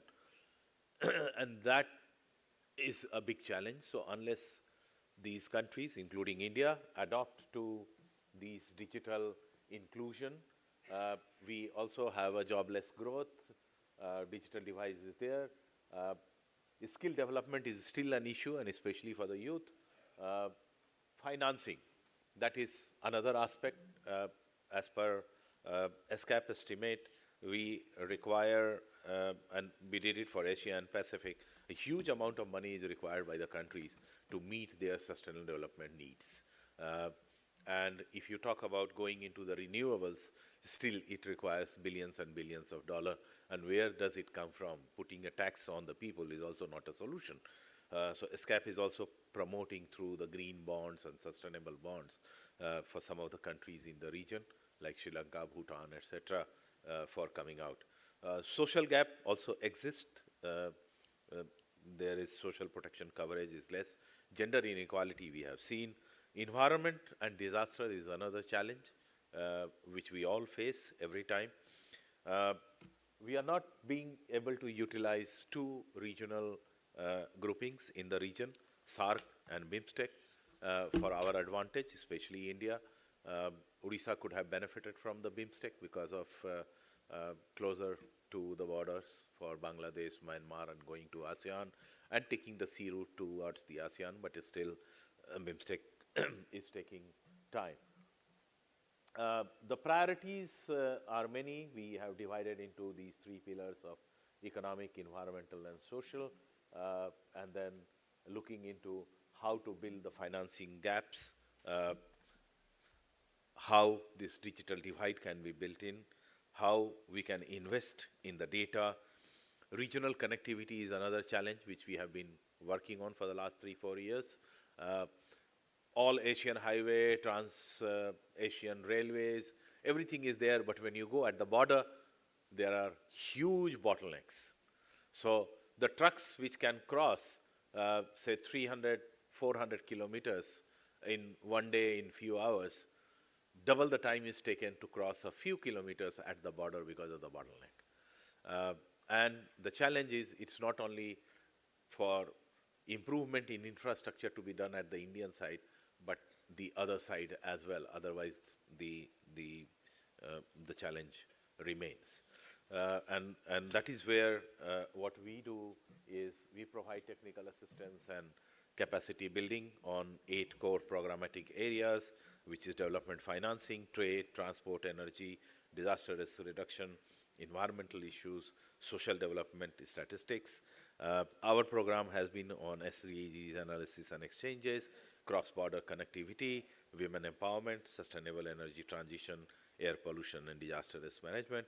We are focusing on bridging the gaps at the border, mainly focusing on local communities, women empowerment at the borders, making some policy interventions through the agencies at the border, build capacity, and breaching consensus between the countries at the border.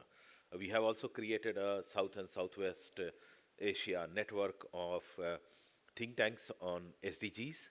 This is a platform for exchange of knowledge and cooperation, and provide track-through platform for cooperation. Thank you very much.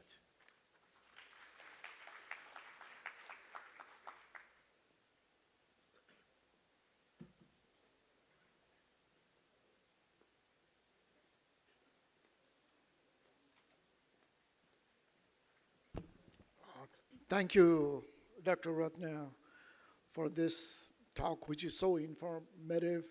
Many of you may know a lot of things. For me, I have moved away from very active participation or relatively active participation about growth in India and the region. So it's very enlightening for me, personally speaking. So I think the floor is open for question and answers for the next few minutes. Please.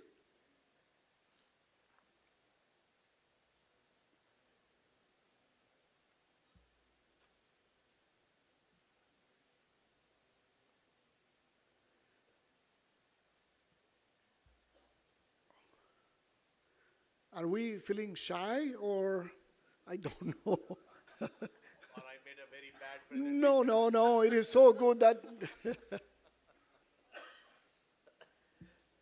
Yes. Can we give the microphone to him? We cannot. Can we provide a microphone to the young man there?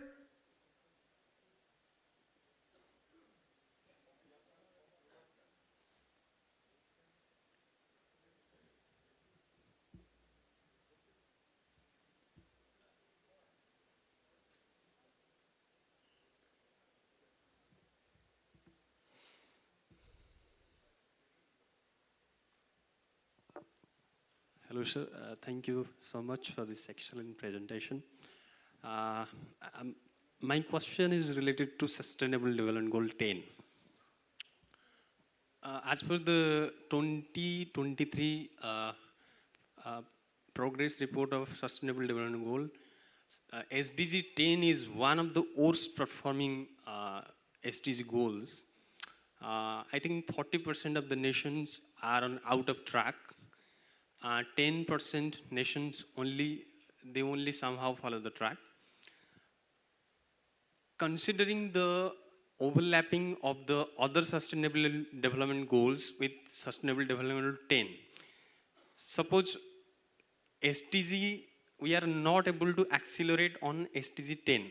Now what happens, suppose we are talking about climate change. If inequality rises, we are basically, let me tell the audience that SDG 10 is basically trying to reduce the within and amongst country inequality. The richest 1% of the oldest people in the world, they are producing 1/3 of as much as carbon to the 1/3 population of the world. So if inequality rises, pollution also rises. In that way, we are not able to address Sustainable Development Goal, climate change, that addresses climate change. Similarly, if inequality rises, we cannot address and achieve the goal of zero hunger and poverty. In that context, considering India as a democratic setup, which ensures that the wealth should be redistributed across social groups, individuals, and genders. So within the democratic structure, the inequality is rising, and it is at historical high at the world level as well as in India. I just want to have your thought on this conscience. Thank you very much. Thank you. Maybe, is the microphone working? Can we take some questions? Yes, you please come here.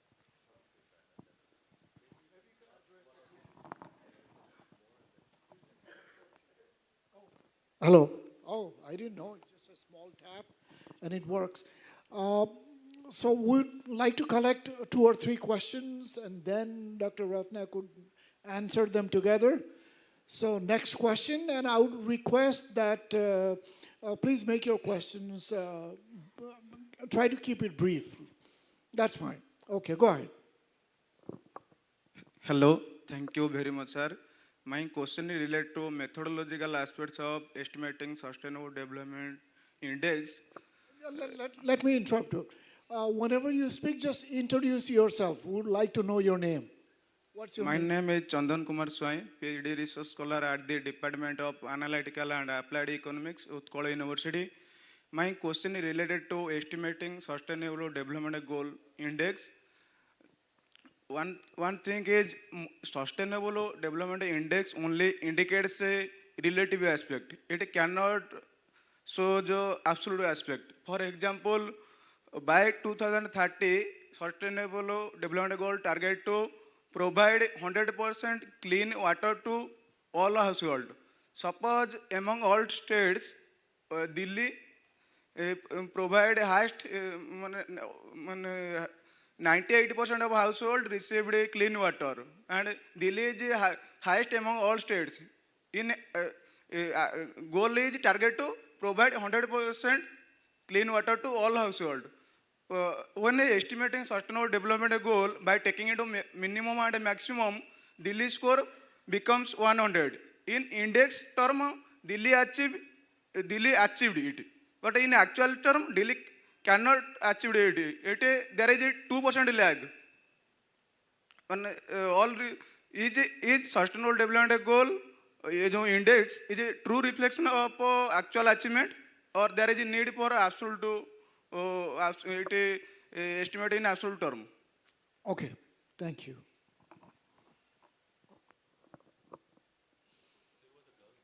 Yeah, there's a lady, young lady here. I know you are a faculty member here. Please introduce yourself.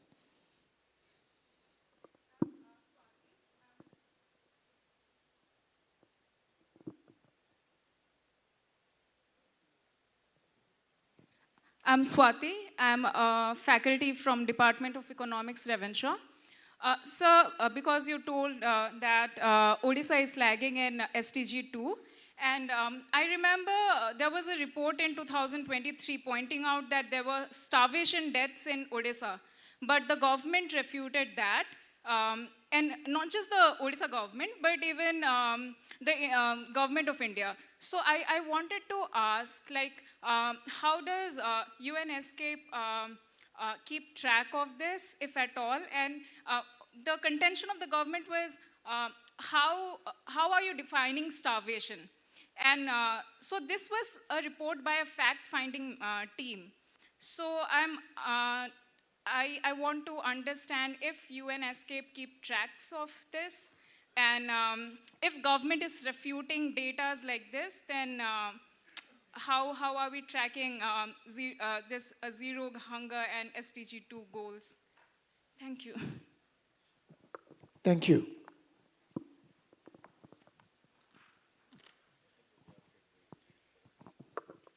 We pause here. So far as questions are concerned, Dr. Ratna is going to address those questions.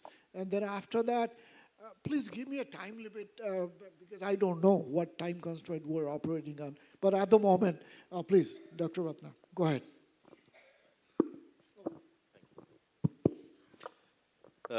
Okay, let me come to the first question. See, this is very pertinent. And it has been recognized globally also on the SDGs. You cannot look at one goal in isolation, because if you see all the goals, there are interlinkages. And that is why SDG first prime of a thing it said that it has 3 pillars of economic, environment and social, and all these 3 need to go together. Because this is also a very conventional theory. When you take an economic development, then the environmentalist will say that it leads to environmental degradation. And it happens. It's not that it doesn't happen. But you can still make economic development while not damaging the environment. That is what is sustainable development. So when you are talking about linking goal 8 or 10, but they all have, industrialization also can have impact on environment, right? Goal 13. You require more, your industrialization is taking place, so you require more power.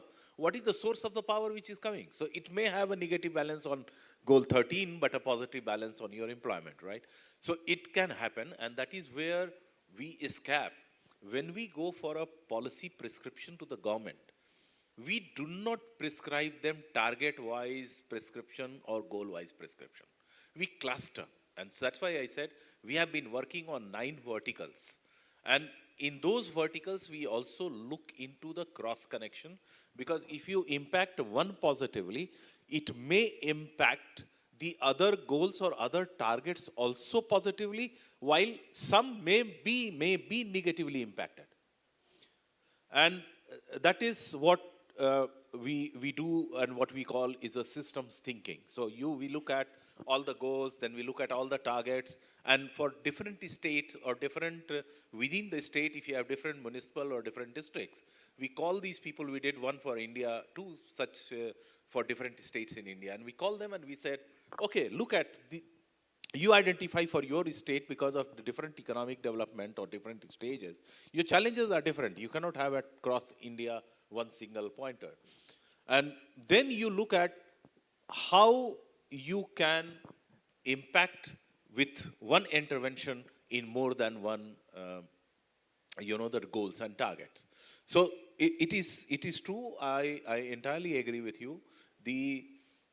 But there are negatives, there are positives. So it will not be that you make an intervention for one SDG goal or a target, and all it will impact is positive, positive, positive. In certain things, it may have a negative impact, and that is where these policy interventions need to be, to have something to counter that negative effect by another intervention. Coming to the methodological, any methodology you talk about, an economic modeling and something, whether it is ESCAP, I am telling you, we also, when we do these data analysis, we follow a methodology. And there is some averaging being done. In India also that is being done. So every methodology will have its limitation and shortcomings. But that's a fact. But within those shortcomings, how you churn the data to bring certain evidence of not only your success, but also where you are lagging. And if the data is not available, that itself is an evidence that you have to work in an area to create evidence in terms of data on those indicators. So if you come here, the example which you gave, right? Let me tell you first, ESCAP, where do we get the data? UN does not generate its own data. We get the data from MOSPI, Ministry of Science and Statistics and Implementation, right? So we get from them. And sometimes there is a data lag, and if you see after 2 years, they also get some data, so there is a data change. So we mostly rely on the data which is given to us by the government. We do not create our own data, because that can always be contested and it will always have a problem. Nor we have a resources on our own to go to every country, to every district, to every local agency to get the data collected, even a sampling, and then make a macro level data at the country side. Secondly, as I said, in the SDG index, the index takes into account only those data points which across India for all the states, 80% of that data indicator is available. Which means that where the data is not available, that doesn't come into the SDG index report. And what needs to be done in that is already now almost 10 years, and we are left with 5 years. But there are UN agencies which are working at a local level, and the government of India which has taken the effort of localization. So UNDP, UNICEF, in certain cases, us also, but not that much. But these are 2 agencies who are working more at a micro and a local level in bringing those evidences, perhaps not putting in the SDG index, but even if you see over the years, I didn't show it, over the years you will find in the last couple of years, the number of indicators in the SDG index of India has been increasing, which means that they are getting the data, or they are generating the data, or they are investing in creation and capturing of the data to get these nation of poverty. That is not nation of poverty. That is not the SDG target for 2030. It realizes that you cannot have poverty-free world. So it talks about reducing, and then for each country that need to be translated, and India has also done. So they have done way back in 2017 that what are the quantitative numbers which against these indicators they need to reach by 2030. And then Swati, you have that question on lagging on SDG 4. As I said, we do not keep tab on our own data, right? We do not generate the data. Data comes from the countries. So that is where we are also little handicapped. Fact-finding team or fact-finding mission, forget about India. No government likes it. Let's accept a fact, right? If the government wants to do, they do on their own. And sometimes we have come to know, I would be honest, I don't want to be giving you something a dishonest answer. Many a times the data, I'm not talking about India, many countries, if the data doesn't give you a comfortable narrative for a success for the government, it is either shelved or it is kept aside, and that's a fact. We have seen that during COVID. Many of the governments were not sharing the data, they were not allowing to go. So that is a reality. But in certain cases, there has been a collaboration in a positive way between the government and the UN agencies to go and collect the data. And that is what I was talking in India. UNICEF has the largest outreach in India. There are more than 400 centers in India where they are operating. UNDP has lesser, but they are working. And they are collecting the data. Like I can give you 2-3 years ago, for Northeast 2 years ago, there was no SDG indicator like that. So the first time northeastern states at a district level, SDG index was created. And that was done by UNDP and Niti Aayog. And this is in a public domain. So it means that the government is also not totally negative about the data or fudging the data or all, but it also is seriously wanting the data to its advantage for making policy intervention. And our engagement with Northeast, which I am talking about, as I said, that we have been working on Bangladesh, Bhutan, India, Nepal, focusing on Northeast, emanate from that SDG index. Because there are many districts which are lacking. So in the electricity or transport connectivity or many things, economic corridor, and we are one of the authors for the Northeast region Vision Document 2047, which is coming up and being finalized. So this engagement between UN and Government of India also emanates from that. So partially you are true, but it's not that the government is totally averse to having the data or being the data in the public domain. Thank you.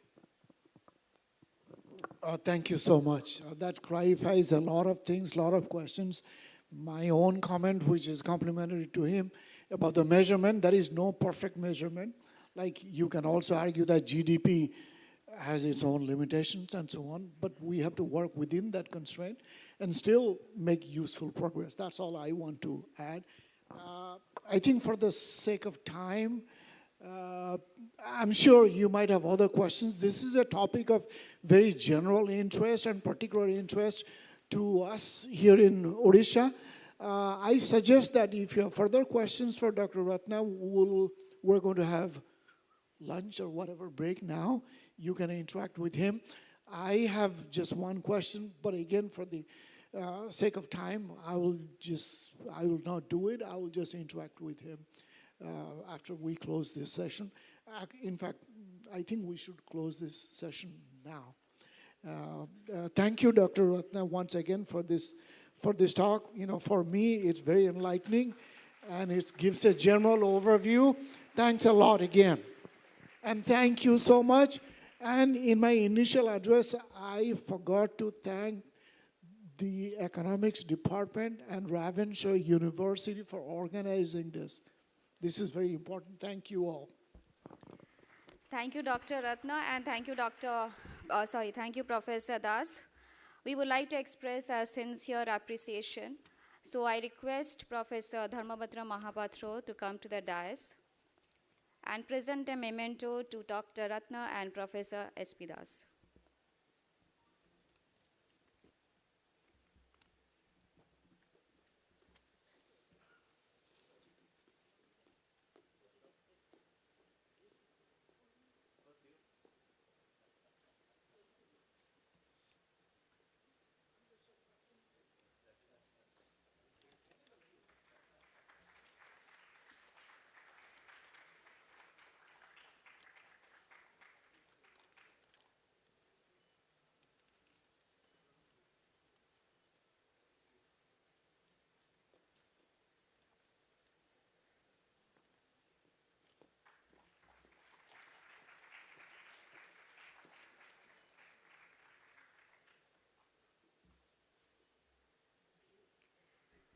Thank you, sir.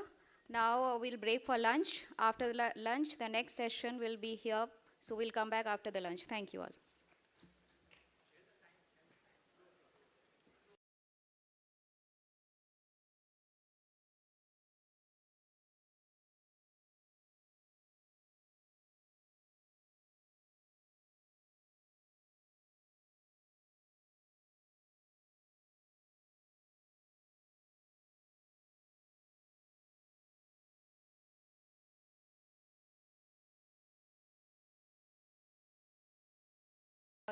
Today's session is Odisha at 2036. To deliver the keynote address, I would request Professor Manoj Panda, the member of the 16th Finance Commission of India, to come to the dais.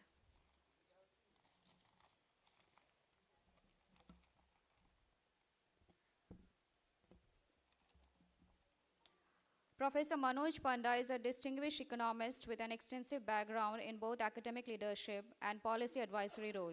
He has served as the former director of the Institute of Economic Growth in Delhi and the Center for Economic and Social Studies in Hyderabad. In addition, he has enriched academic discourse through his role as a professor at the Indira Gandhi Institution of Development Research in Mumbai and as a senior economist at the National Council of Applied Economic Research in Delhi. Dr. Panda's expertise has also been sought by several prominent bodies. He has contributed his insight as a member of the National Statistical Commission, the Financial Sector Regulatory Appointment Search Committee, the Third Pay Revision Committee for Central Public Sector Enterprises, and the Board of Governors of various research institutions. Academically, he holds a PhD in economics from the Indian Statistical Institution and has further expanded his research horizon through a postdoctoral fellowship at Yale University. His work includes short-term assignments with notable international organizations such as the World Bank, Asian Development Bank, Food and Agriculture Organization, ESCAP, and the Carnegie Endowment for International Peace. Dr. Panda's research interest spans the analysis of macroeconomic trends and prospects, the development of microeconomic model, and the interactions between human development, poverty, and carbon emission in relation to economic growth. His contribution to the field are well documented through a number of research papers published in both international and national journal and books. So we welcome here to this session. I would request the volunteers to present a bouquet.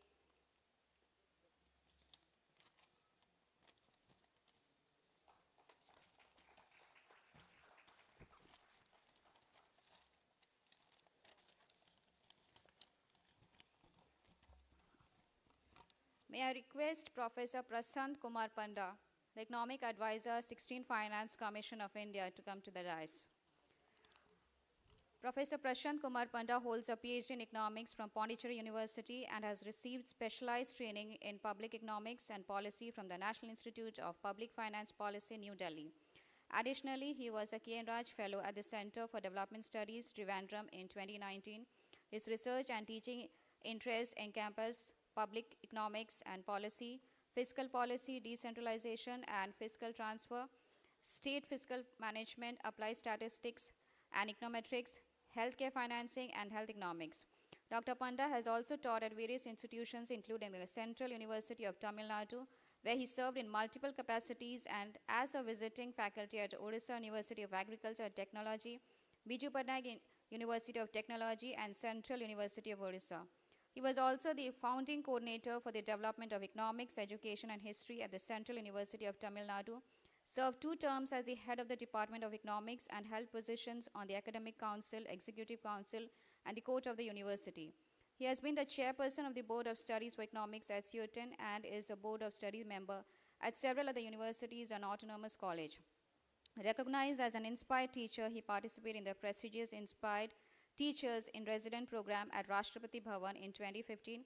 He won the first prize for research paper at the NIEPF program for South Asian region participants in 2018. To his credit, he has published 47 research papers in reputed national and international journals and co-edited 4 books in public finance, health, and human development. He is also the editor of Vision Journal of Indian Taxation and present at 47 research papers in national and international conference and delivered talks or chairperson on 57 occasions. Presently, he is working as an economic advisor, 16th Finance Commission of India. So we welcome you here to the session. I will request our volunteers to welcome Professor Panda by presenting them a bouquet.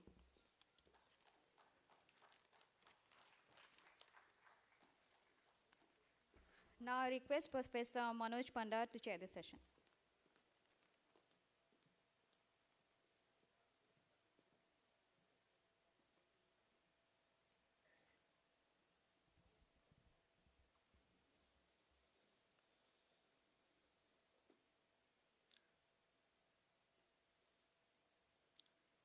It is indeed a great pleasure to come over to the Ravenshaw University to attend the Odisha Economic Association Annual Conference.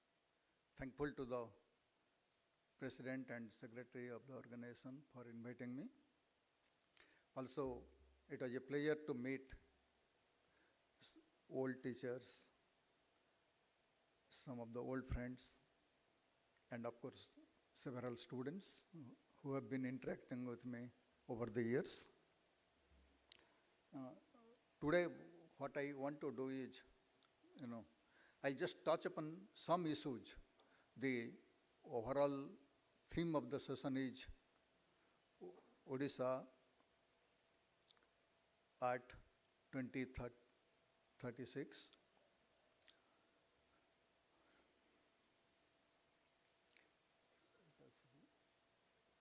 Can I have a remote? So, before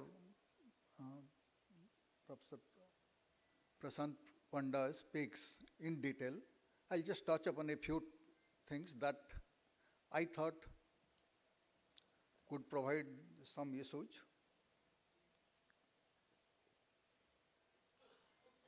No.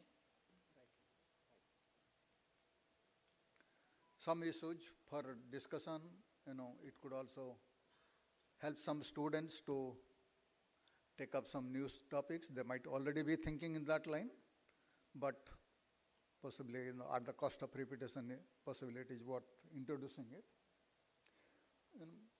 As you know, it was unification of the language and cultural affinity of different regions to form the state of Odisha in 1936. A long period has passed, almost close to 9 decades. As we approach the centenary, obviously the questions will be, what have we achieved in these years? What needs to be done or what is feasible to do in the next 10, 12 years.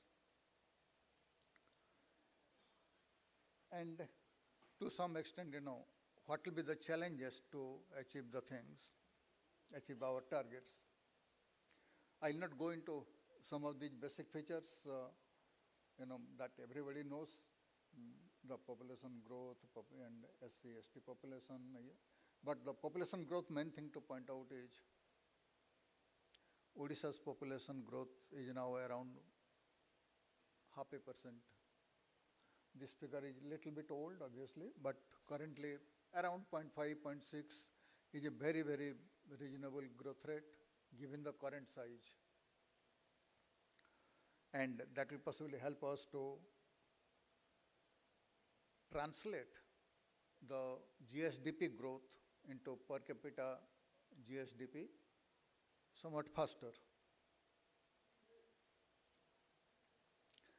The other thing to note is the proportion of GSDP originating from industrial sector. It is as high as 43% compared to all India 29%.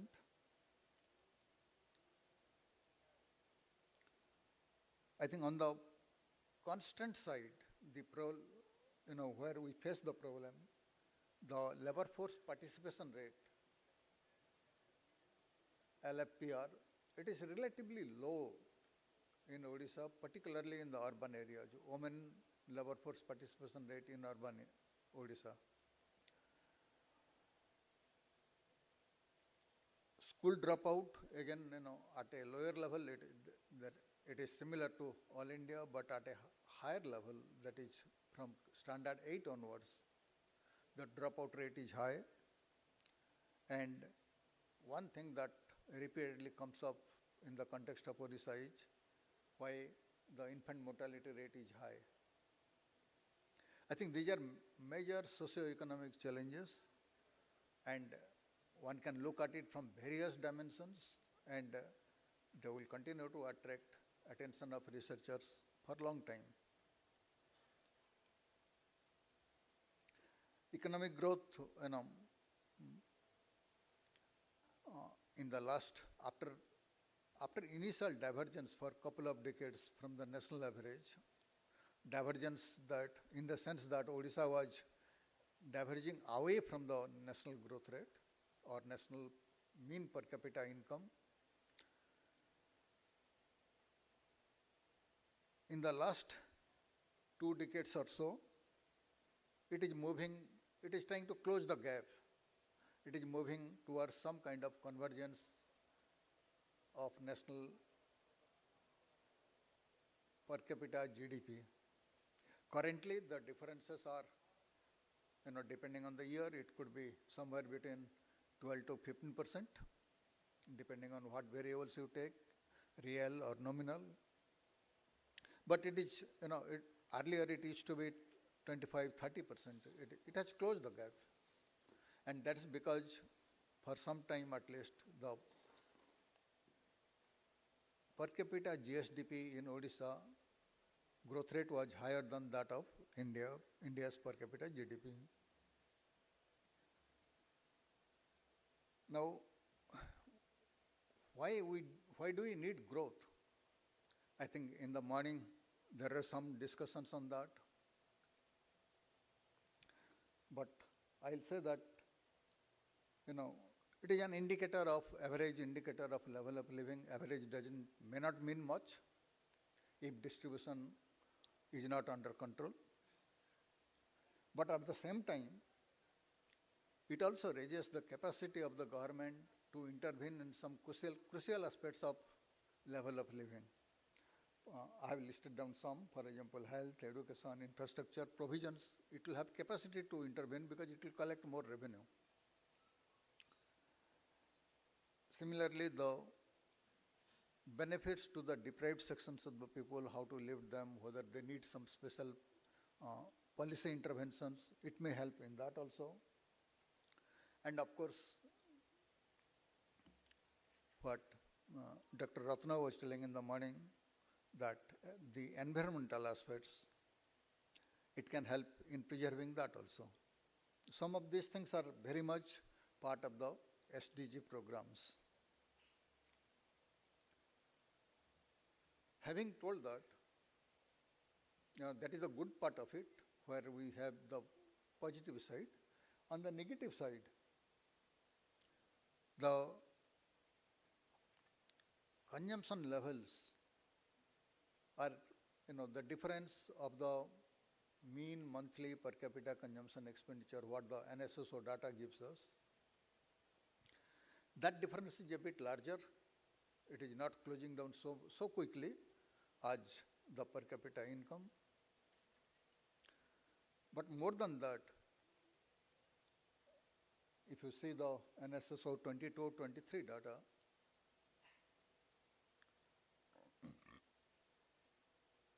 the Gini coefficient also is higher, meaning thereby that inequality is somewhat larger or somewhat more unequal society in India, in Odisha than at the all India level. So since poverty depends on growth or the mean income or mean consumption, when we have the poverty line defined in terms of consumption and distribution data is in terms of consumption data, the mean is difference from all India is lower, the inequality is higher. On both counts, the poverty, they will contribute to somewhat higher poverty in Odisha. I do not have the exact data, but if all India figures now are what is quoted is only 6-7%. For Odisha, it might be 11-12, around that, but I'll not be able to tell it exactly where it will be higher. The labor force participation, of course, I have already told. Now, one question that comes up and which possibly some researchers might like to go into details is, we have done good, we have done better than national average in terms of income growth, not income as such. But could we have attained a higher growth rate? That is one thing that struck to me as I saw some of the data. For example, say we have done better, that is ranks and other things have increased and possibly, everybody knows it. But if you see our capital expenditure, for example, is about 1% higher than that of all states. But on the other hand, on the revenue account, the surplus is about 2% more. It is slightly more than 2%. So this difference, it could have been used for capital expenditure or it could have been used for revenue expenditure. In revenue expenditure also we need a larger public intervention because there are many areas where the expenditure is shrinking actually. In real terms at least they are shrinking. So if we had done that, maybe Odisha's GSDP growth could have been slightly higher. Even if we spend 0.5% or 1%, for 1% with a multiplier of 1.3, one can easily get another 1.3% growth when there is excess capacity. And that could possibly, presumably it is there now. But on the other hand, it also might be true that this fund is being used for future use of potential disasters. We had the COVID recently. There are other challenges suddenly, like the global financial crisis, economy goes down. So that time maybe it could be used. But again, it cannot be year after year. It has to be, for 1 or 2 years you keep certain funds, or you keep a fraction of the surplus on these things for future disaster management, and rest of it at least one should spend it. It should not be conjuice, to tell it in a typical Hindi way. If you don't do that, you are possibly not maximizing your growth. But again, this is a prima facie view from me. Some researchers can go deep into it, which sectors, where it could have been invested, whether it was possible to invest, what are the alternative uses government does, and how does it manage. For example, in a situation like this, some of the states, what they would have done, they would have possibly paid back some of their high-cost borrowings. Fortunately, Odisha's borrowing rates are not very high. But again, if if that was one possibility, that for 1 or 2 years they want to pay back borrowing, that is one possibility. But it needs a little bit more serious analysis of the options available, to what extent it could have contributed to the growth.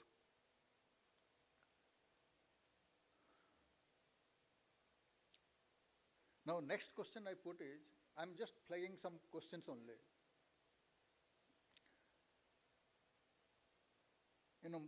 In given the topic Odisha at 2036, can Odisha attain the status of a high middle income state?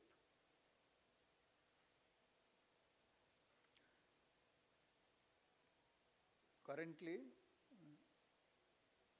India, as well as most of the states, except possibly couple of states, they are in the low middle income level. How do you define it? I think in the morning we had a definition of high income. Here the low income is actually, if a per capita income exceeds $1146 a year and it is below $4515 in 23-24 prices. If it is so, then it is low middle income. Once it crosses 4515, then it is counted at least by the World Bank or other international bodies that it is a high income. It is not a. It is high middle income state. It is not a high income state.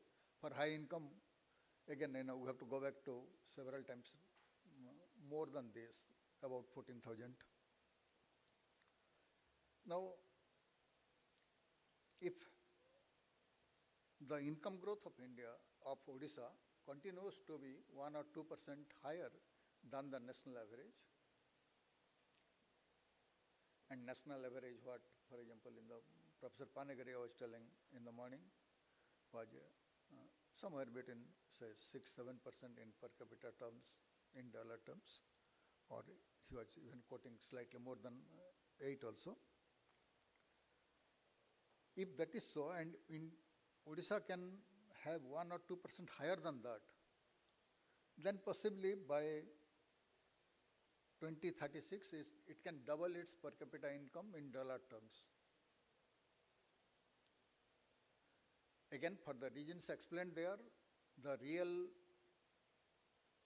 income in rupee terms might be somewhat lower, because this is in dollar terms, and there is some amount of appreciation of the currency implicit, even when RBI adjusted for exchange rate, for the effective exchange rate. So, it looks like that prima facie, again, will be somewhat closer to that. India might attain that status 1 or 2 years beforehand. Odisha also possibly will be somewhere around that, around 2036, 37. It will be in that category, provided the current growth rate continues. This is a big assumption, that provided. And nobody knows the future. Suddenly there might be crisis, and there might be very low income growth, if not negative, at least very low, 1 or 2% growth for 1 or 2 years. Those things cannot be predicted. But if we take the trend growth rate, average of several years, and this includes a COVID period also. So given that, if the average is, we are able to do possibly by 2036, 37, around that time, Odisha can reach the higher middle income status.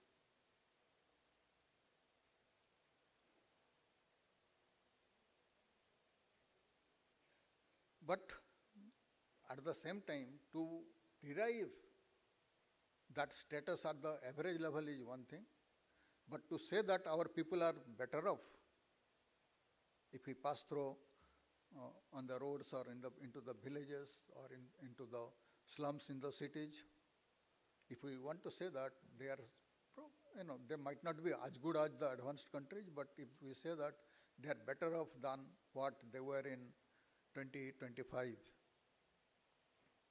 the spread of the benefits of growth has to be there across regions as well as across social groups. I think this is a point that Professor Roy Patra was mentioning very strongly in the morning. Now, what are the challenges? One challenge is obviously creating adequate jobs in the age of artificial intelligence. The traditional factories may not be able to employ as much as we expected recently. For example, Odisha, it has developed so much of mineral resources. About, if I'm not wrong, about 7-8% of the employment was in that sector. Now it is getting reduced because several things are mechanized. There are factories in India where you might just have a couple of employees who will broadly monitor the whole thing. Otherwise, everything is robot driven. In a situation like that, how do we raise the standard of living of the people?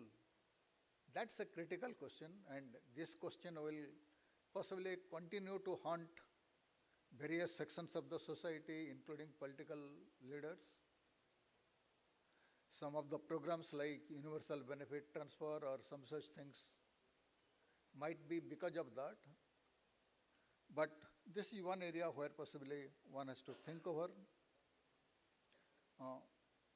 At the same time, the mineral-focused development process, it cannot continue for too long.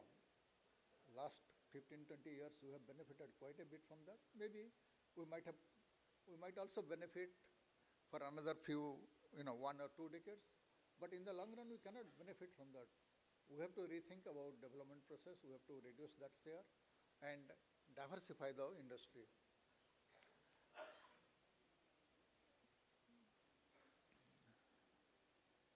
I think hopefully Odisha will meet some of these challenges in the coming days, as I'm certain other states will do. And by 2036,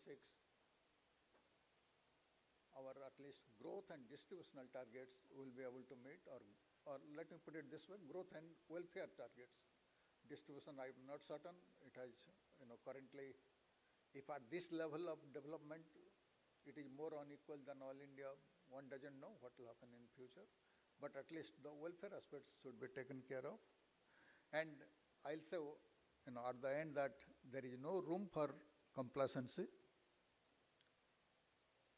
If we are complacent about our growth process, I'll only give 2 examples. Let's not reduce ourselves to that of the state of Punjab or West Bengal. Why am I telling them? Because, when I was a student, I started my career. Punjab and Haryana were at the top in the income ranking of, per capita income ranking of the states. Now Punjab is just above the mean income. If it doesn't, if it grows 2-3% lower than the national average, it may come below the mean income. So it has gone down to that extent because it is not diversifying, because it is still stuck with the old ideas of agriculture and the MSME and some of the sectors which is not, it has to shift to other uses. It has to shift to other places where, other sectors where more income can be generated. West Bengal again is similar things. It is going down in the income ladder. So let's not be complacent. But more seriously than all this, I think the challenge of AI, how do we meet it? Whatever we do in different sectors in diversification of industry, if we are not able to create an adequate job, then social tension we might not be able to manage. We have to think of new ways of managing. If when at one extreme, what one might say that, okay, if our traditional model of income getting divided between wages and salaries on the one hand and profit on the other, if that is not happening, the wages and salaries are virtually zero in some of the sectors, and it is all profit due to AI, then what do we do?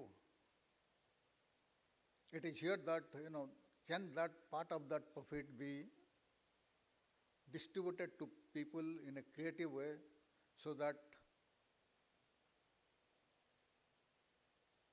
the unemployed person doesn't become, his mind doesn't become, or his or her mind doesn't become a devil's workshop. Thank you so much.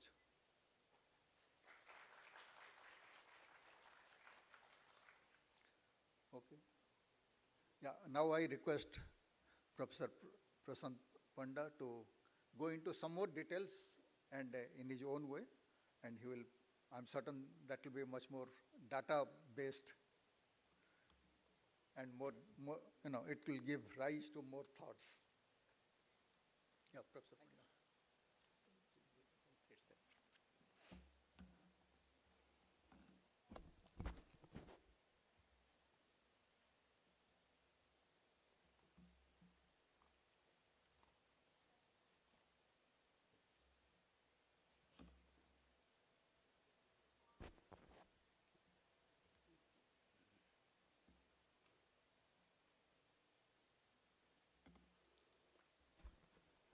Respected chairpersons, Professor Manoj Panda sir, Honorable Member, 16th Finance Commission,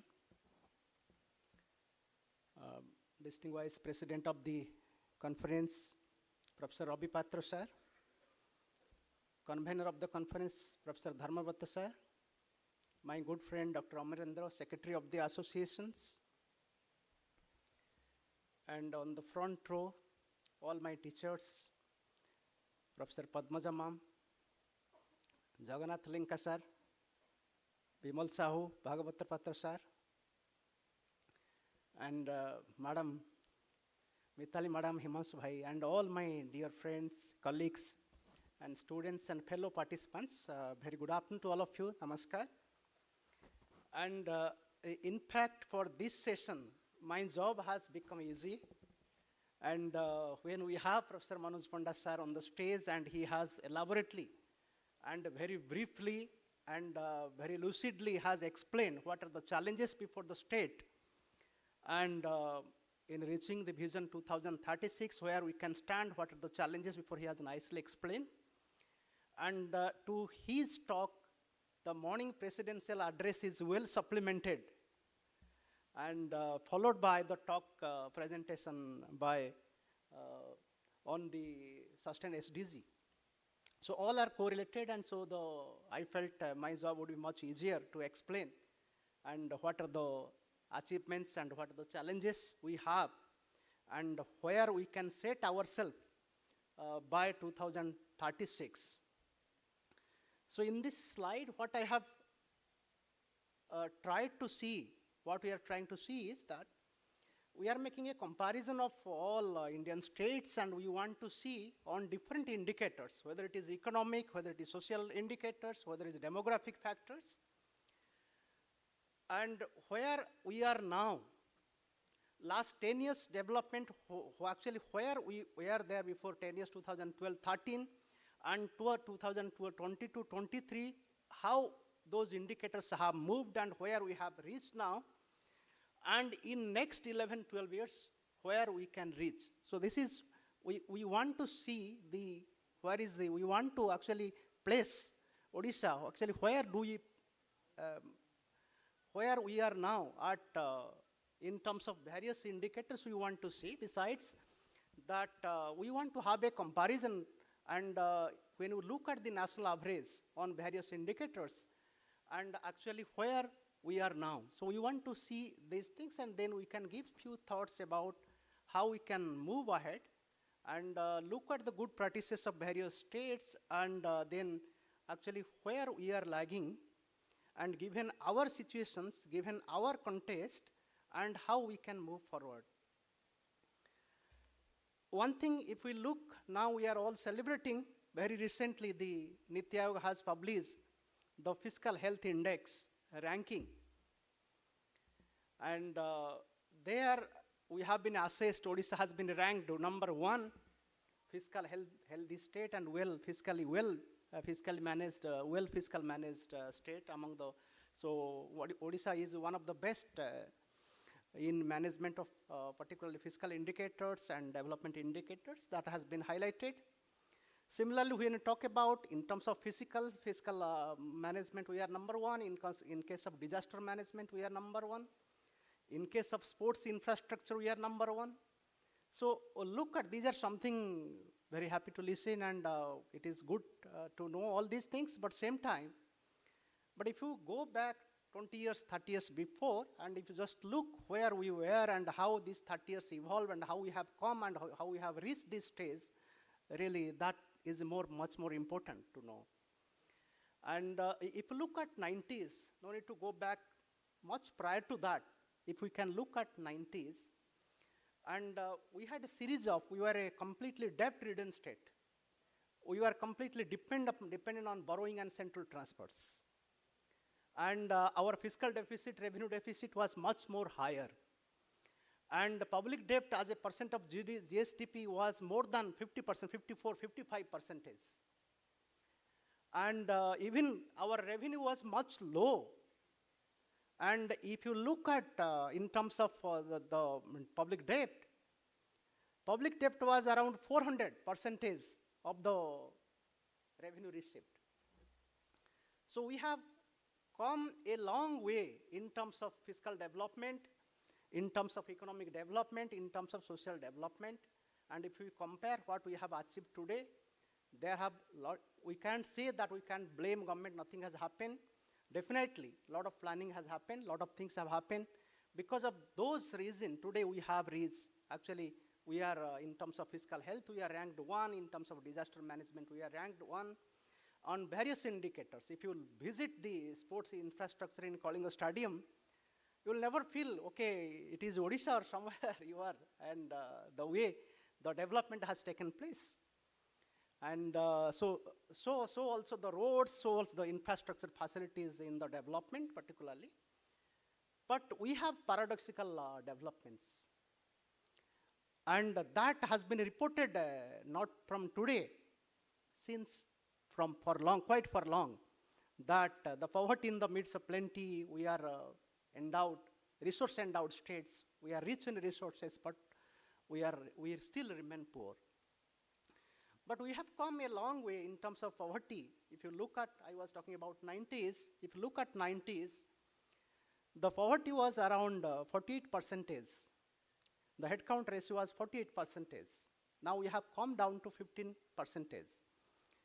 And whether we believe or not, that sometimes we can be skeptic, we can also argue otherwise, okay, whether really poverty has reduced, but yes.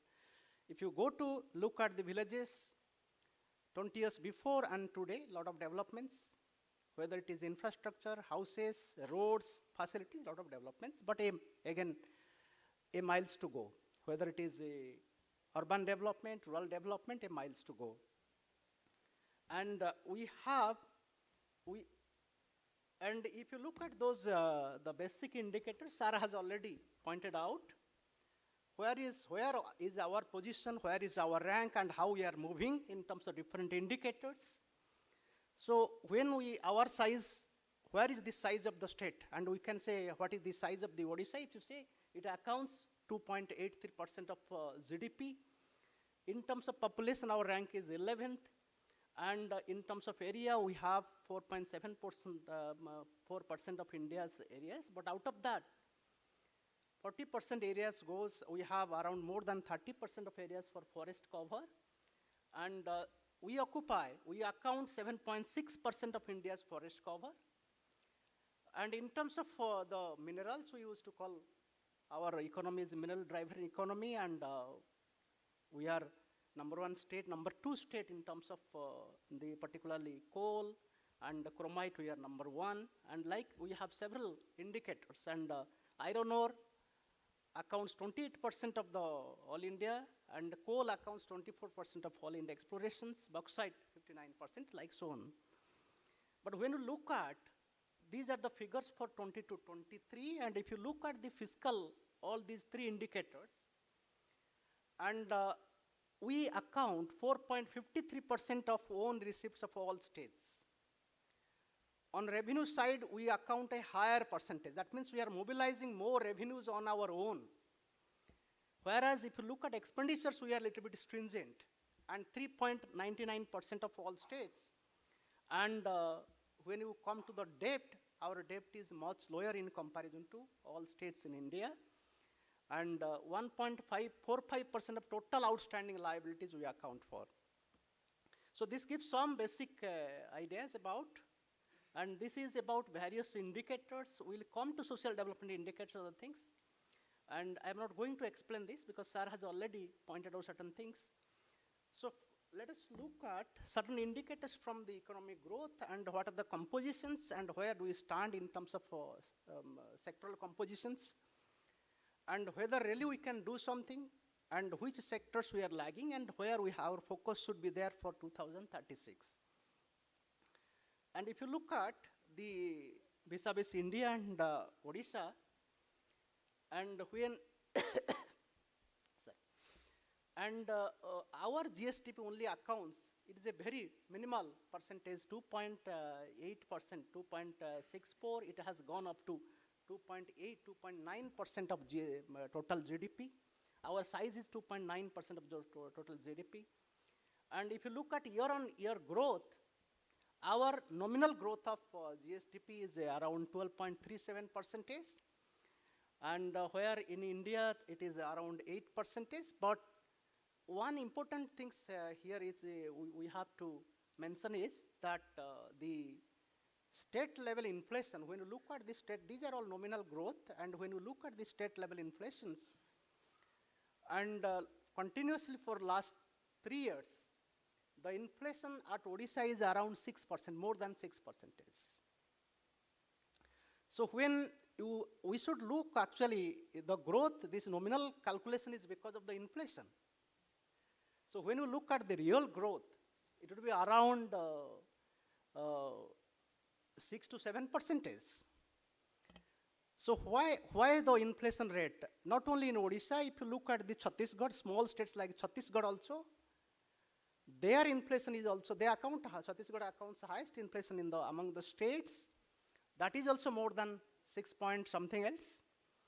So here, the concern is, here the macroeconomic management, not at the country level as well as the state level, is very important. How we can contain the prices. Mostly, in case of states, the inflation driven by the food inflation, food prices, and agriculture shocks, supply shocks, those kind of issues. So that those we have to, how we can manage, those are important to survive, to have a credible real growth rate, real economic growth rate.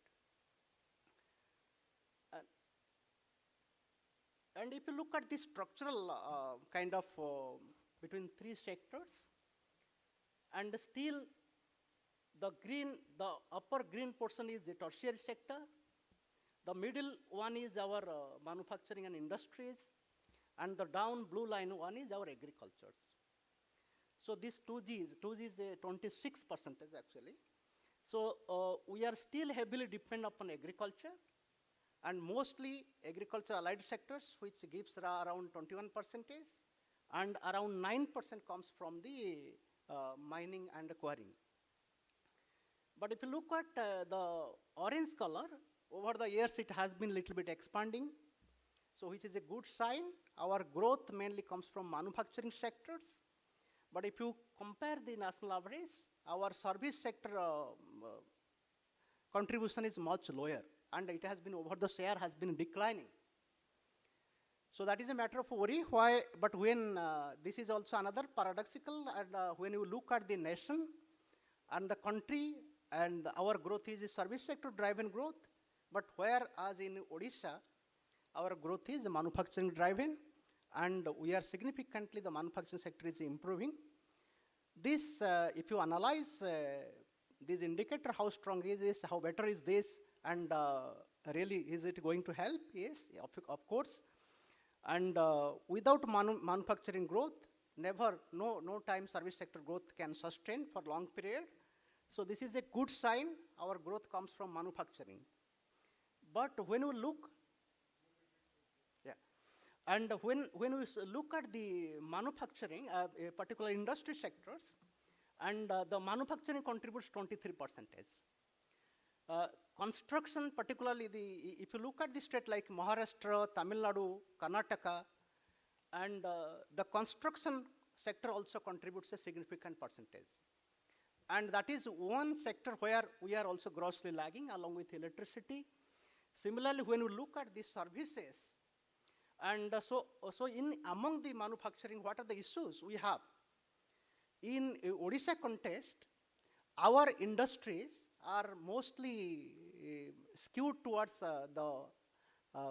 particularly the large-scale industries, heavy industries, mostly aluminum, steel industries, petrochemicals industries. And those will have a problem particularly for the employment. When subsequent slides will see that though we are heavily depending upon manufacturing and manufacturing growth is there, this sector is growing at a rapid rate, but it is not absorbing employment. It will give only 7 to 8% people will be employed in the manufacturing sectors. So this is one area where the government has to diversify. Sir has already pointed out that government has to diversify the industry sectors, and we should have a revolution in particularly in the MSME, bringing textiles, handlooms, food processings. So labor-intensive sectors, when we emphasize labor-intensive sectors, then obviously that will help for more employment, and people will move away from the agriculture sector to industry sector, and particularly observing MSME sectors, and so the employment will drive and growth, ultimately income of the people will change and per capita income will improve. And when you look at the services, and here again, look at the financial services. It is a much contribution is only 3% to the GST of the state.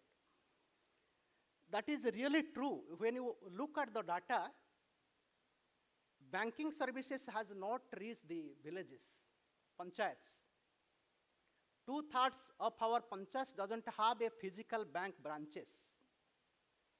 So where we have to give some efforts from the government side, banking side, that how we can leverage this, how we can create banking facilities in, though nowadays people are using through mobiles, internet, but still this banking facility has to take place.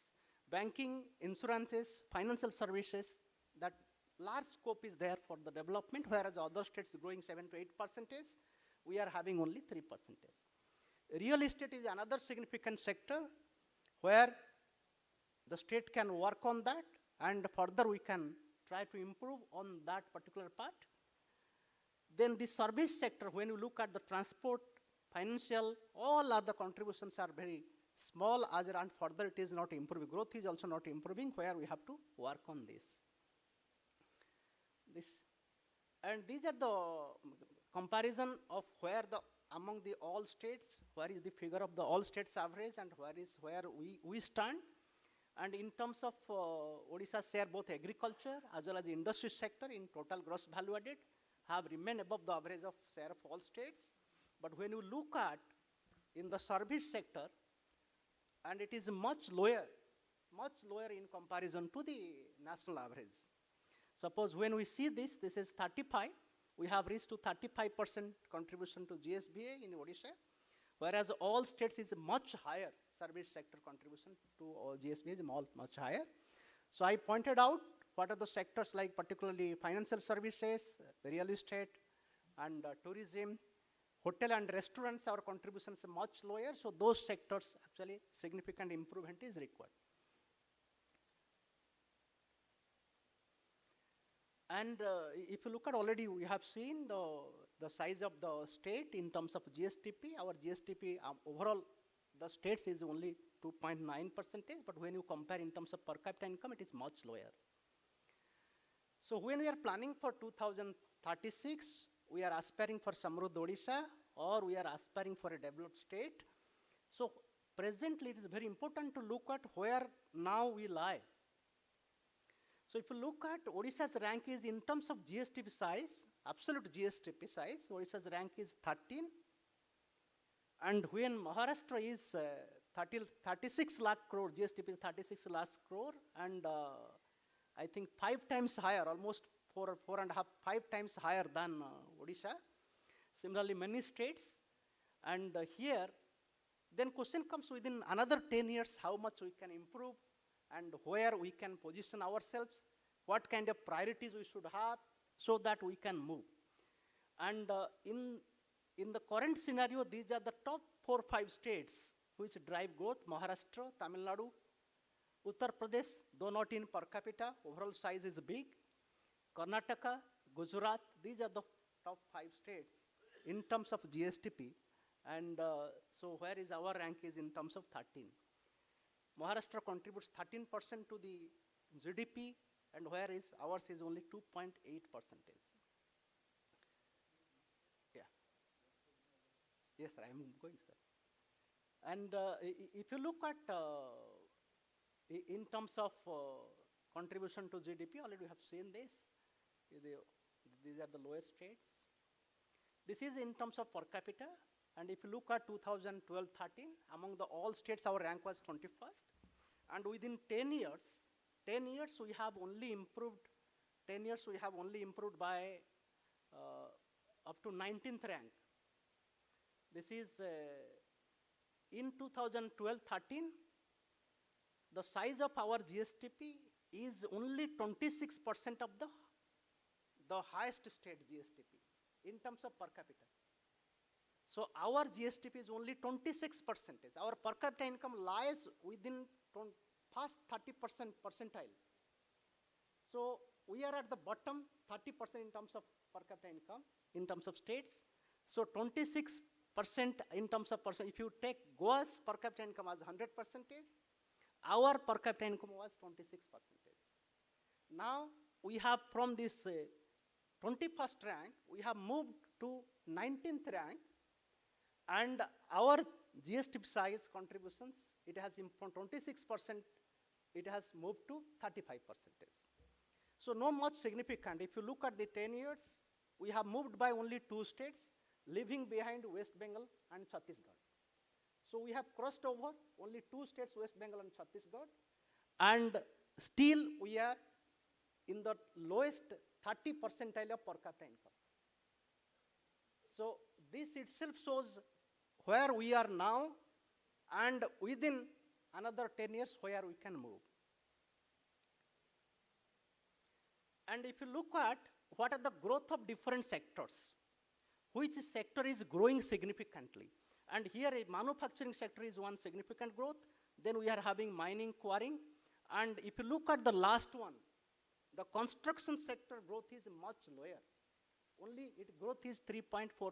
Same with real estate. The services sides are much lower growth. So if you look at the contribution, which sector contributes how much to the gross value added, and agriculture sector contributes 21%, manufacturing 19%, trade hotels. This way, if you look at mining is 9.4%. So these in terms of growth, but in terms of employment, we'll come to that.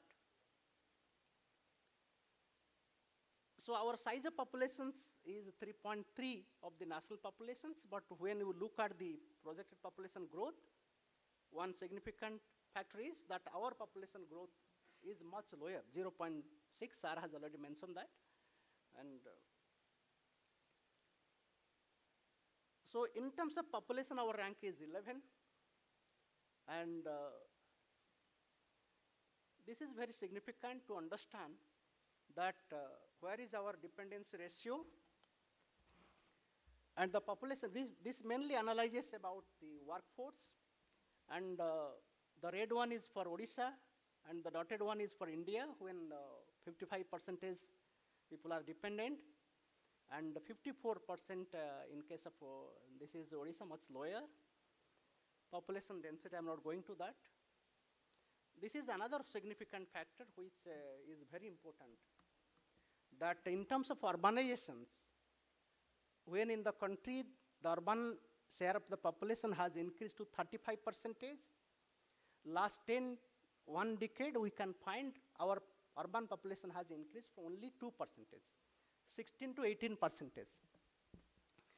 So as you know, if you look at the developments in Tamil Nadu, Maharashtra, then Karnataka, all the high income and middle income states, urbanization plays a significant factor. Cities are the growth centers. And this urban population is a proxy for measuring the urban population as well as the growth. But in case of Odisha, it is much lower. What is the time limit? Hello? Ravi Babu, get the time limit. We should close it in 10 minutes, so Fine, we sir. should please take Fine. 2-3 minutes, Okay. and then we'll open it for some questions. So this is one area where the state should focus, okay, how the periphery areas of urban is, how they can be brought into the municipalities, how new cities can be developed, and these are the expansions where we can focus on this. And this is about the labor force participation. Sarah has already pointed out. And in case of unemployment rate, and in case of Odisha, we are having a little higher, 3.9, almost in comparison to the national average of 3.2. And the female labor participation rate is a little bit significant. It is better in case of Odisha. But if you look at the composition of labor,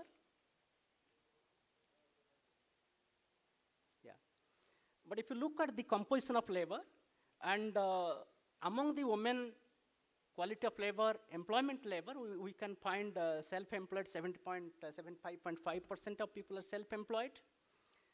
Then many are in wage and salaried, but when you look at the regular employees, is much more lower percentage. So this is one significant in terms of, though there is a women employment, workforce participation is there, but the quality of employment is much lower. So these are various, so which sector is contributing? Your main conclusions. Okay, sir, fine.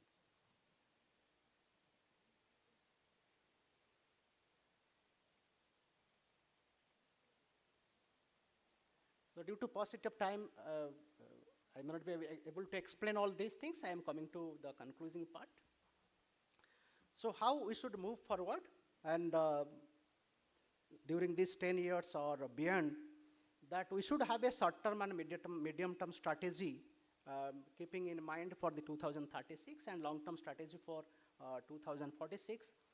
At least we should aim to reach around 50 percentile in terms of per capita by 2036, 50 percentiles. That means we can move another 3 to 4 states, which is a bigger task, I feel, and Sarah has also mentioned same, around 3 to 4 states.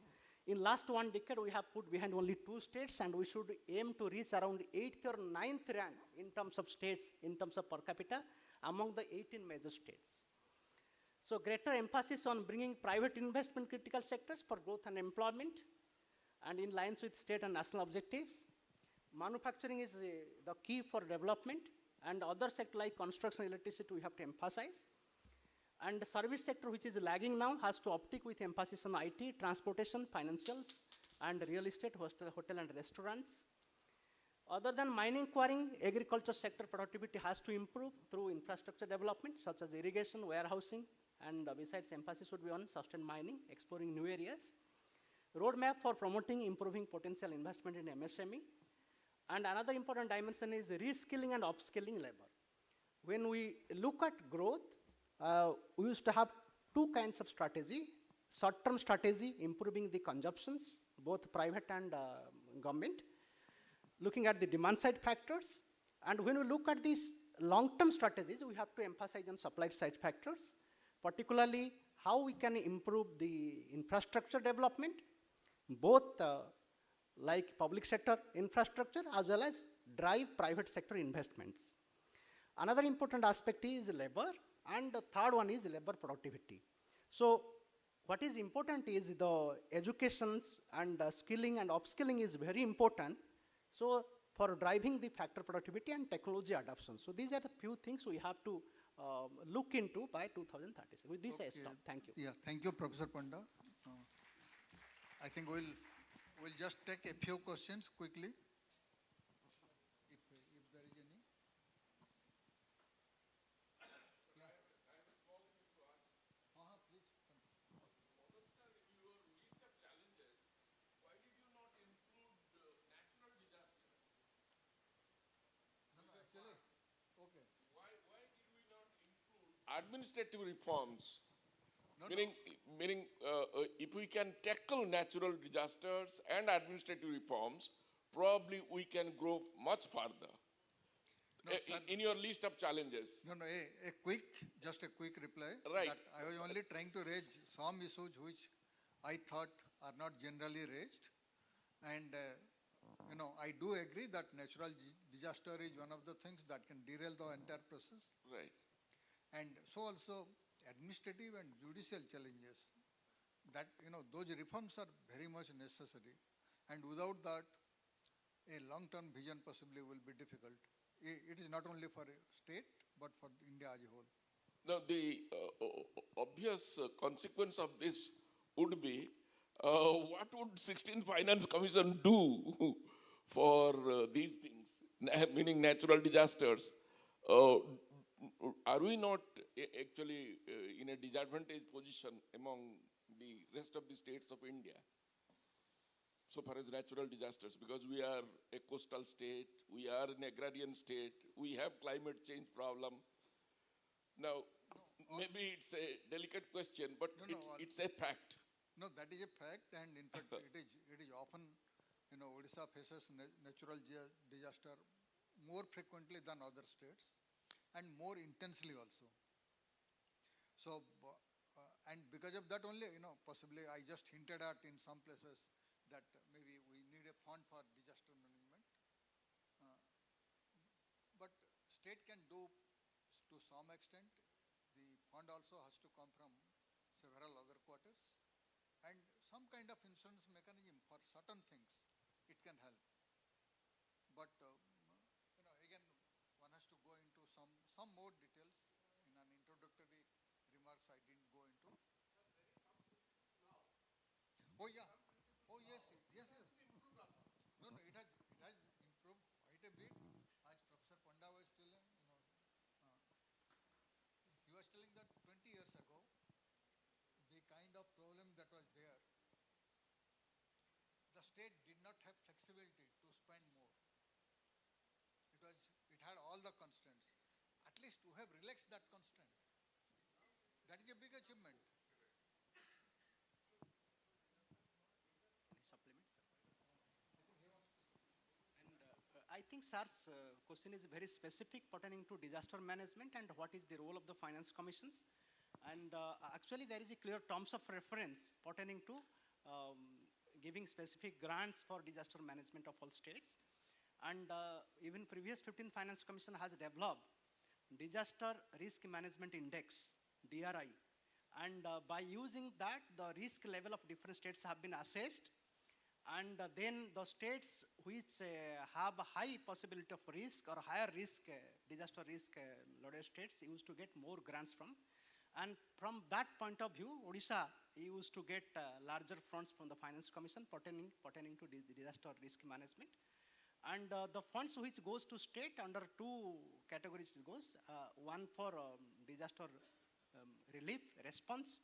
Another one is disaster mitigations. So those funds have been given, and currently the Finance Commissions again, as the deliberation debate is going on, and even the Commission also deliberating upon this index and what are the additional criteria, additional things can be brought, and obviously Odisha is going to get benefit.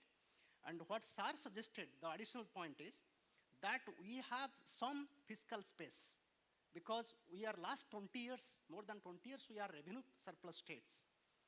And those funds we are putting either sinking fund or we are putting in the bank account. So what SAR is suggesting is, yes, not all is not going to calculate. I think some of them they are putting in the sinking fund, and some of their also states they are putting up for management, fiscal management.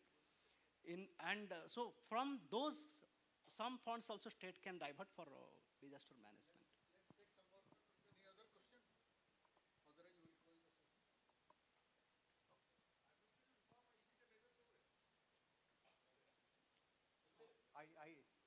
I do not know whether administrative reform is a major problem.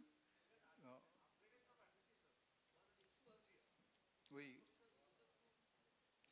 sir.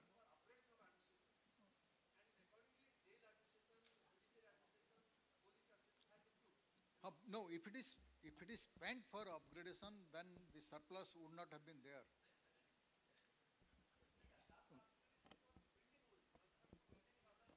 Assets.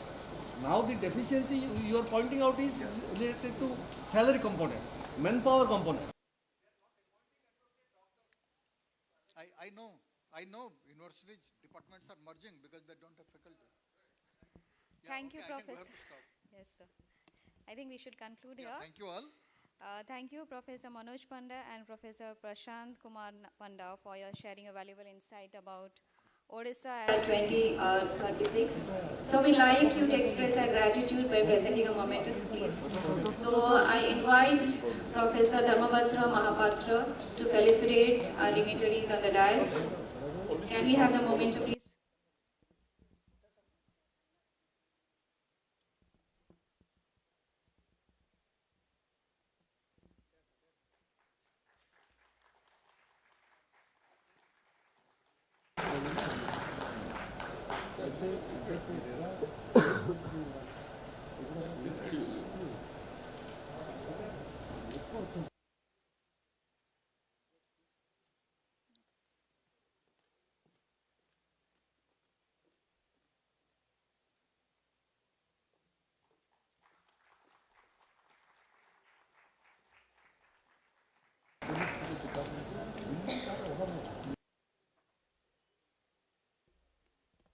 Thank you, sir. The session ends here. The next session will start the technical section in Annex 1.